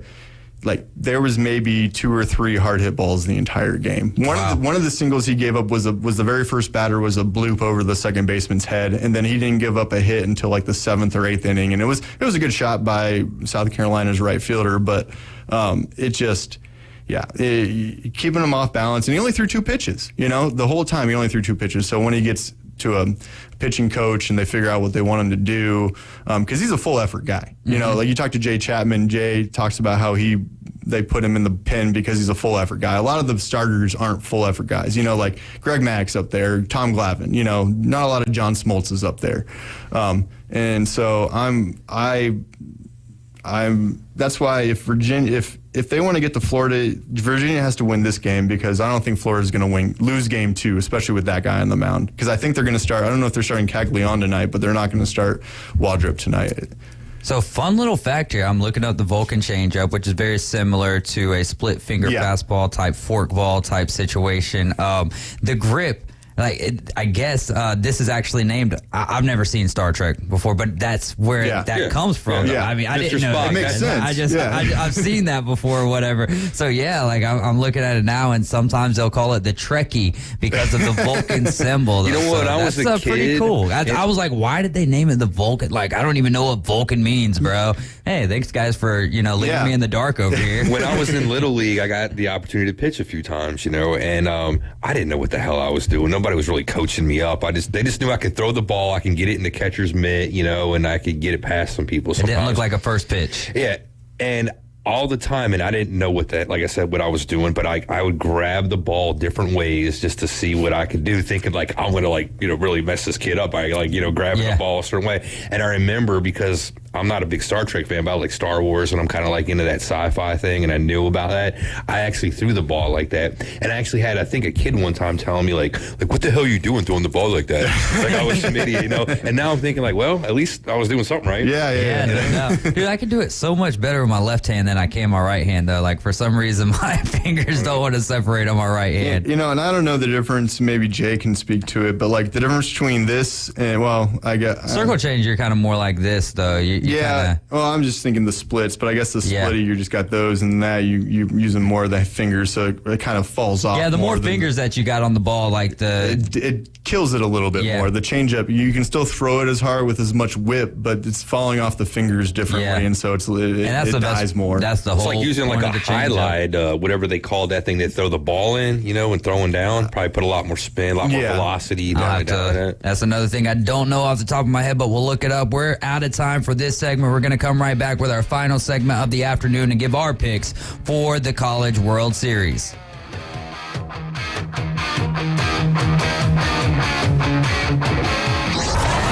ESPN Northwest Florida. The Atlanta Braves play here. The tradition continues tonight. The NL East leading Atlanta Braves are at Truist Park to take on the last place Colorado Rockies. Michael Harris with a fist in the air as he circles the bases. Coverage starts at 6. First pitch, 6:20. Listen live in ultra high fidelity on your home for the Atlanta Braves on the Gulf Coast. ESPN Northwest Florida. Are you tired of hearing 2 weeks when you call to get your boat worked on? Hey folks, it's Chris Kramer with Kramer Marine and Outdoor, and we'll get you in and back out on the water as quick as possible. We're a full-line Yamaha outboard dealer and Suzuki outboard dealer, and we have master-trained certified mechanics on site. So if it's just an annual service, electronics install, trolling motor install, or all the way up to a full repower, we can take care of you. So stop by and see us in the corner of Frankfurt and 23rd next to Bill Kramer GM, or call us at 850-851-0453. Golf is a game that should be fun, but to have the most fun, you need to play your best. That's where the experts at Golf Plus come in. Their friendly staff will guide you through the buying process, answer all your questions, and can help with any repairs you need along the way. Golf Plus is your custom fitting, club repair, and golf retail shop. Golf Plus staff is non-commissioned and will work with you to find the best product for your game, just like they've been doing since 1988. Golf Plus in Dothan and Panama City Beach. Fitting, repair, retail. That's Golf Plus. Ellis Agency Insurance has been serving Panama City and Bay County for years. They offer a full line of affordable insurance coverage of all types. Many people are attracted to Ellis Agency Insurance because of their friendly, knowledgeable staff. Call independent agent Johnny Ellis for a true comparison of your personal or business insurance. Ellis Agency Insurance at the Old Cullen Insurance location, 1134 Harrison Avenue, across from Dandy Donuts and Deli. Call 763-1627. It moves fast. The High School Spotlight. Weekdays at 5:40. Let's do it.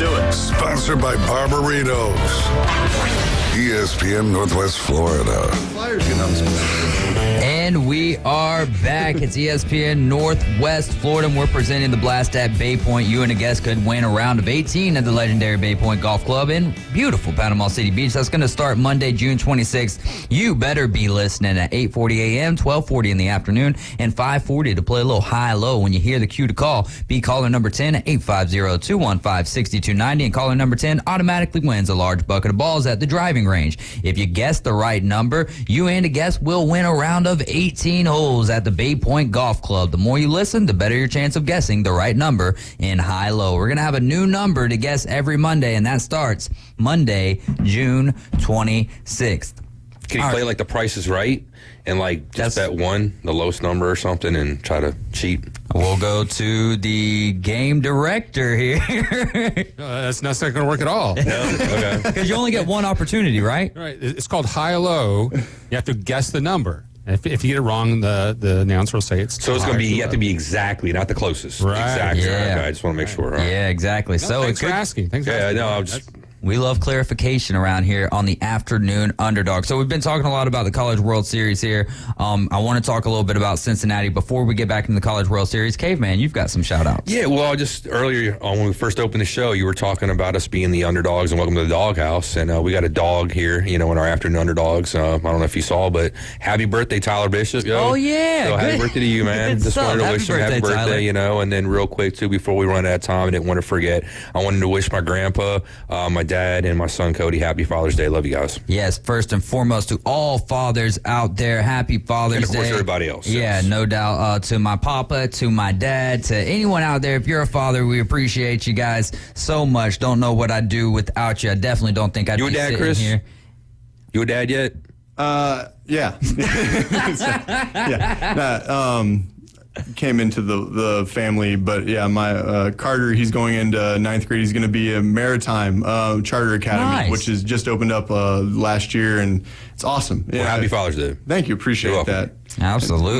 My dad up in Ohio might be bass fishing, so we'll see. What sounds like a good Father's Day. Yeah, you can always screen record it and just send it to them. Yeah, exactly. There you go, because they might have a little problem navigating the technological waves here for, sometimes the technology just doesn't work as well for the pops and whatnot. But just real quick, Dave. Yeah. So looking at Stanley Cup odds, and it says that the Flyers are open up 25-1 right now. So I'm not putting no money down on the Stanley Cup this year. Are you crazy, man? I don't want to lose my money. I mean, I love my team. Don't get me wrong, but I mean, they've been pretty bad for a while. I mean, I think things are on the up and up now. We got some new, people in the front office now, made some changes. Like I just, wrote down and showed you, John LeClair's in the front office now. He's a, big prominent player, played back in the 90s for the Flyers when they were really good. So hopefully, I mean, things can't get much worse, really. So, I mean, it can only go really up. If things continue to go, the way they are, then I might have to consider, making a change. I don't ever want to do that, but, I'm like the A's. And the A's fans, you can't put up with stuff, to a certain point. So a certain point, you got to say, hey, enough's enough, and you got to do something. So you're saying that you might be changing hockey teams and coming over to the blue? I told you guys earlier this. Philadelphia fans don't do that. Yeah. We usually don't, but hey, my grandparents earlier this season who've been Notre Dame fans their whole entire life because of just their infutility and they're not able to do anything, they gave up their allegiance to Notre Dame this past season, and they started following Ohio State. Ooh. Oh, wow. And they're playing each other this year. So, like, if they can do it at their age and, with their fandom and everything, I don't, if my team's not producing, I don't know. I don't know. It's Notre Dame. I don't want to do it, easy to give up on. But, like, hey, I'm 45. I haven't won a Stanley Cup yet in my life. That's the one thing I want to see with my team. I mean, hey, the Eagles won Super Bowl, Phillies won World Series, Sixers Let me ask you this, though, real quick, Caveman Rick. If you went over to a team, and knowing you probably wouldn't just go over to a juggernaut team. You'd go to... If I had to pick another team right now, honestly, I think I would pick Carolina. I love Rod Brind'Amour. So they're on the cusp. They're my favorite. Oh, he's my favorite hockey player. Would it be as sweet, though? Would it be as sweet? No. Like, if I think Rod Brind'Amour should be my coach, man. He shouldn't have left. If Eric Lindros wasn't such a dumbass, Eric Lindros would have got moved away, and he would have got dumped. He's been pushing the envelope. Sorry, man. No, you're good. And it's just like, what are you gonna do, man? And this guy leaves that you moved on from, and a handful of years later, he wins a Stanley Cup as the captain for the Carolina Hurricanes. He's now the head coach of the Carolina Hurricanes. Yeah. Fixing to win a Stanley Cup as the head coach as well, probably. I mean, huge mistake. Like, what are you guys doing? It just shows you right there. And the wealth of talent that we've had that we've moved away from. We just saw Sergei Bobrovsky in the Stanley Cup Finals. He was drafted by the Philadelphia Flyers years ago. Their backup goaltender, Alex Lyon. Oh, shocker. He played for the Phantoms, the minor league affiliate for the Philadelphia Flyers. They also had Radko Gudas, Nick Cousins, just to name a few on their team again, ex-Flyers that are now having better success away from the team. How about Marchessault, though? I mean, he was with Florida as of late, but he was with the Lightning as well, and we let we let him go. And I forgot that Verhaeghe played. Carter Verhaeghe. I love. But they had to get rid. There's two the turnover. He's going to get paid too much money. Well, when you're winning and stuff like that, you're going to get players poached. People are going to take them away, and you can't afford to pay everybody, like you're saying. So, all right, let's go real quick here and give our finals and our winner for the College World Series. I'll start first here. I think my final one that I want to see is going to be. I'm going to go a little anti-SEC here. I'm going to say. I'm cool with any matchup that we get. I'm going to say Wake Forest, Oral Roberts for the final. Oral Roberts takes down the number 1 seed. For me, I don't know a ton about all these teams. I kind of set off air what I was wanting to see. So I'm going to say I want LSU and I want TCU and I want to see... that could work. Yeah. LSU, TCU could work. And I want to see LSU, since they're in the lead so far, I want to see a record broken on the Jello shots. There you go. So my baseball pick is going to be completely different who I'd want to see in the college football finals. Yeah. But I think it's going to be Florida LSU. And just because the SEC is such a tough league. The week in, week out is just such a tough league. And I know you can say that for football too, but we're not talking about football. We're talking about baseball. And it's completely different. You got all the arms. So I think LSU takes it this year. It's been a little bit since they've won, but I think LSU wins this year. Good pick. I like it, man. I mean, they did a heck of a job in the transfer portal, which, as a former college baseball player, how do you feel about the transfer portal? I know, it's rampant in all sports, but does it totally change the sport of college baseball? Yes and no. Because you can go out and search for certain guys, like Waldrop for Florida, but I don't feel like you're going to see a lot of dudes go, if they're the number 1 starter for Team A, they're not going to go to Team B and be the number 1 starter. What about Tommy Tanks? The guy who was at North Carolina State, I believe his name's Tommy White. He was at North Carolina State and then transferred over to LSU. See, that's kind of crazy to me, But here's the thing too that people don't realize is summer baseball plays a lot into that. Yeah. If you're in the Cape League or if you're playing in the Valley or somewhere or up in Alaska, you're playing with these dudes. There's a dude from UIC, Illinois, Chicago, that ended up playing at Florida State when I was in school because of the fact that he played with some Florida State kids. So there's a lot of the AAU basketball system with that. I'm not saying that it's the crazy like the AAU basketball, but they become friends. Baseball's a sport where you can become friends with people from other teams because it's a non-contact sport. Yeah. So it all depends on some guy starts talking to a dude, hey, we have a need for you here, you can play. And there's going to be money, there's going to be transfer portal stuff, but, a lot of kids, if they know they're not going to move on, they want to win. So, I see it. but there's always been transferring, and coaches are a lot more willing to before the transfer portal was open, they were a lot more willing to let kids play without sitting out a year. Right. When you were playing, do you wish you had the advantages of the transfer portal? Do you think it would have helped you out? I transferred. Oh, did you? I was at Eastern Michigan for 2 years. Okay, I think I remember that. Yeah. So I did transfer, and I didn't have to sit out a year, and I just needed a different coach. Not that I'm saying my first coach was bad. I wasn't ready for the type of like coaching that he wanted to give me, you know. And so I went to a place where I could work on myself a little bit more and everything. So the transfer portal helped me out, and the connections I have are a lot more with Wright State than they ever were with Eastern Michigan. So the transfer portal definitely, it wasn't a portal. I contacted the coach when I wasn't supposed to, but you know, it's one of the, you were tampering with yourself. Exactly. What in the world? Yeah, but no one's caring about a redshirt sophomore that hasn't seen the field at all, you know. So no one's worried you get about away with that one. Exactly, then, huh? but my brother was playing for Wright State at the time, so your brother tampered. Yeah, well, yes, yeah, it's a little different when it's your brother. I'm calling the NCAA right now. Yeah, exactly. Get Wright State in trouble after all these years. Yeah, they're like, who? Yeah.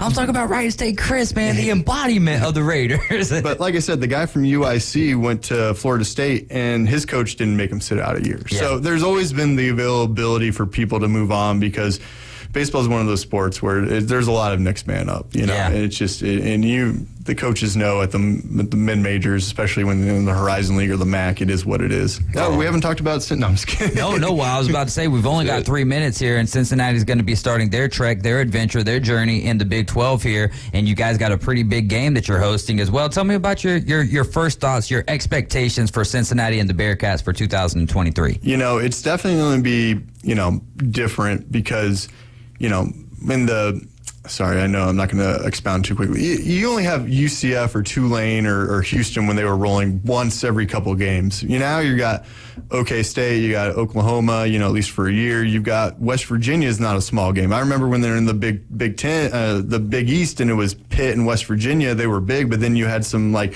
Rutgers when they were low, you know. So it's like now it's going to be all these teams, and you are going to see the attrition more. You're going to see that, you know. But we also getting big guys in the transfer portal. Emory Jones, he's their starting. He's going to be the starting quarterback. Yeah. And you know, I know he's jumped around a little bit, but you know, we're also getting some other dudes that were 4-stars and everything. And Cincinnati is just a different. If you've never been to Cincinnati, it's an urban campus, and there's a lot of things that appeal to kids that are, you know, that just they're different than other campuses. But I'm really interested to see how we hold up. You know, we lost our weight coach. You know, when Fickle left, he took his strength and conditioning guy with him. So I'll be interested to see how those players play.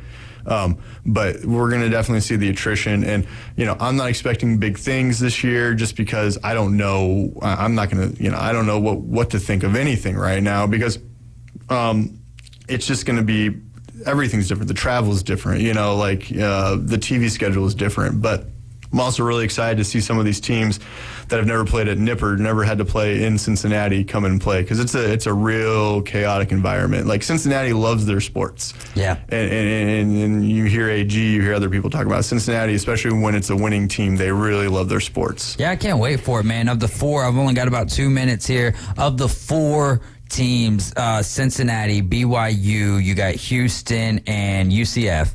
Which 4 do you think is ready right now for the Big 12? Who has the best record their first year in the Big 12? And obviously, without looking at the schedule, I know you can't give me, you know, a 100% great answer here, but just kind of guesstimate. You know, I would say that BYU's the most physically ready because a lot of their kids are older. You know, I know a lot of them do go on mission trips. I'm not saying all of them do. I just know that some of them do. They're older and they're a little. They play kind of dirty too. Yeah, Zach Wilson's missions were crazy. As long as you're, you know, giving it up, it's all good. You can play as dirty as you want. Yeah. You just gotta ask for forgiveness on Sundays. Exactly. But and UCF, just because of the fertile ground. Like UCF's the biggest university in the nation. You know, and getting kids into that school is not difficult. No offense to any Knights. My buddy coached for the Knights. So I'm UCF. They do have the largest, like 60,000, like largest amount of students or whatever. Yeah. So UCF and BYU, a coaching change. I would say Cincinnati, if Fickell was still there, Cincinnati would be at the top of my list, but it's just he's not there anymore. It's a new coach. You don't know how it's going to go. Absolutely. That's going to do it for us. For Wright State, Chris, Caveman, Rick, Bone Crusher, I'm David Hayes. This has been an edition of the Afternoon Underdogs. We're going to be back Monday at 4, as well as the Coach James Hale Show and the Inside Drive. Your Atlanta Braves are coming up next. Y'all have a great weekend and be safe out there. Go catch some fish. No doubt.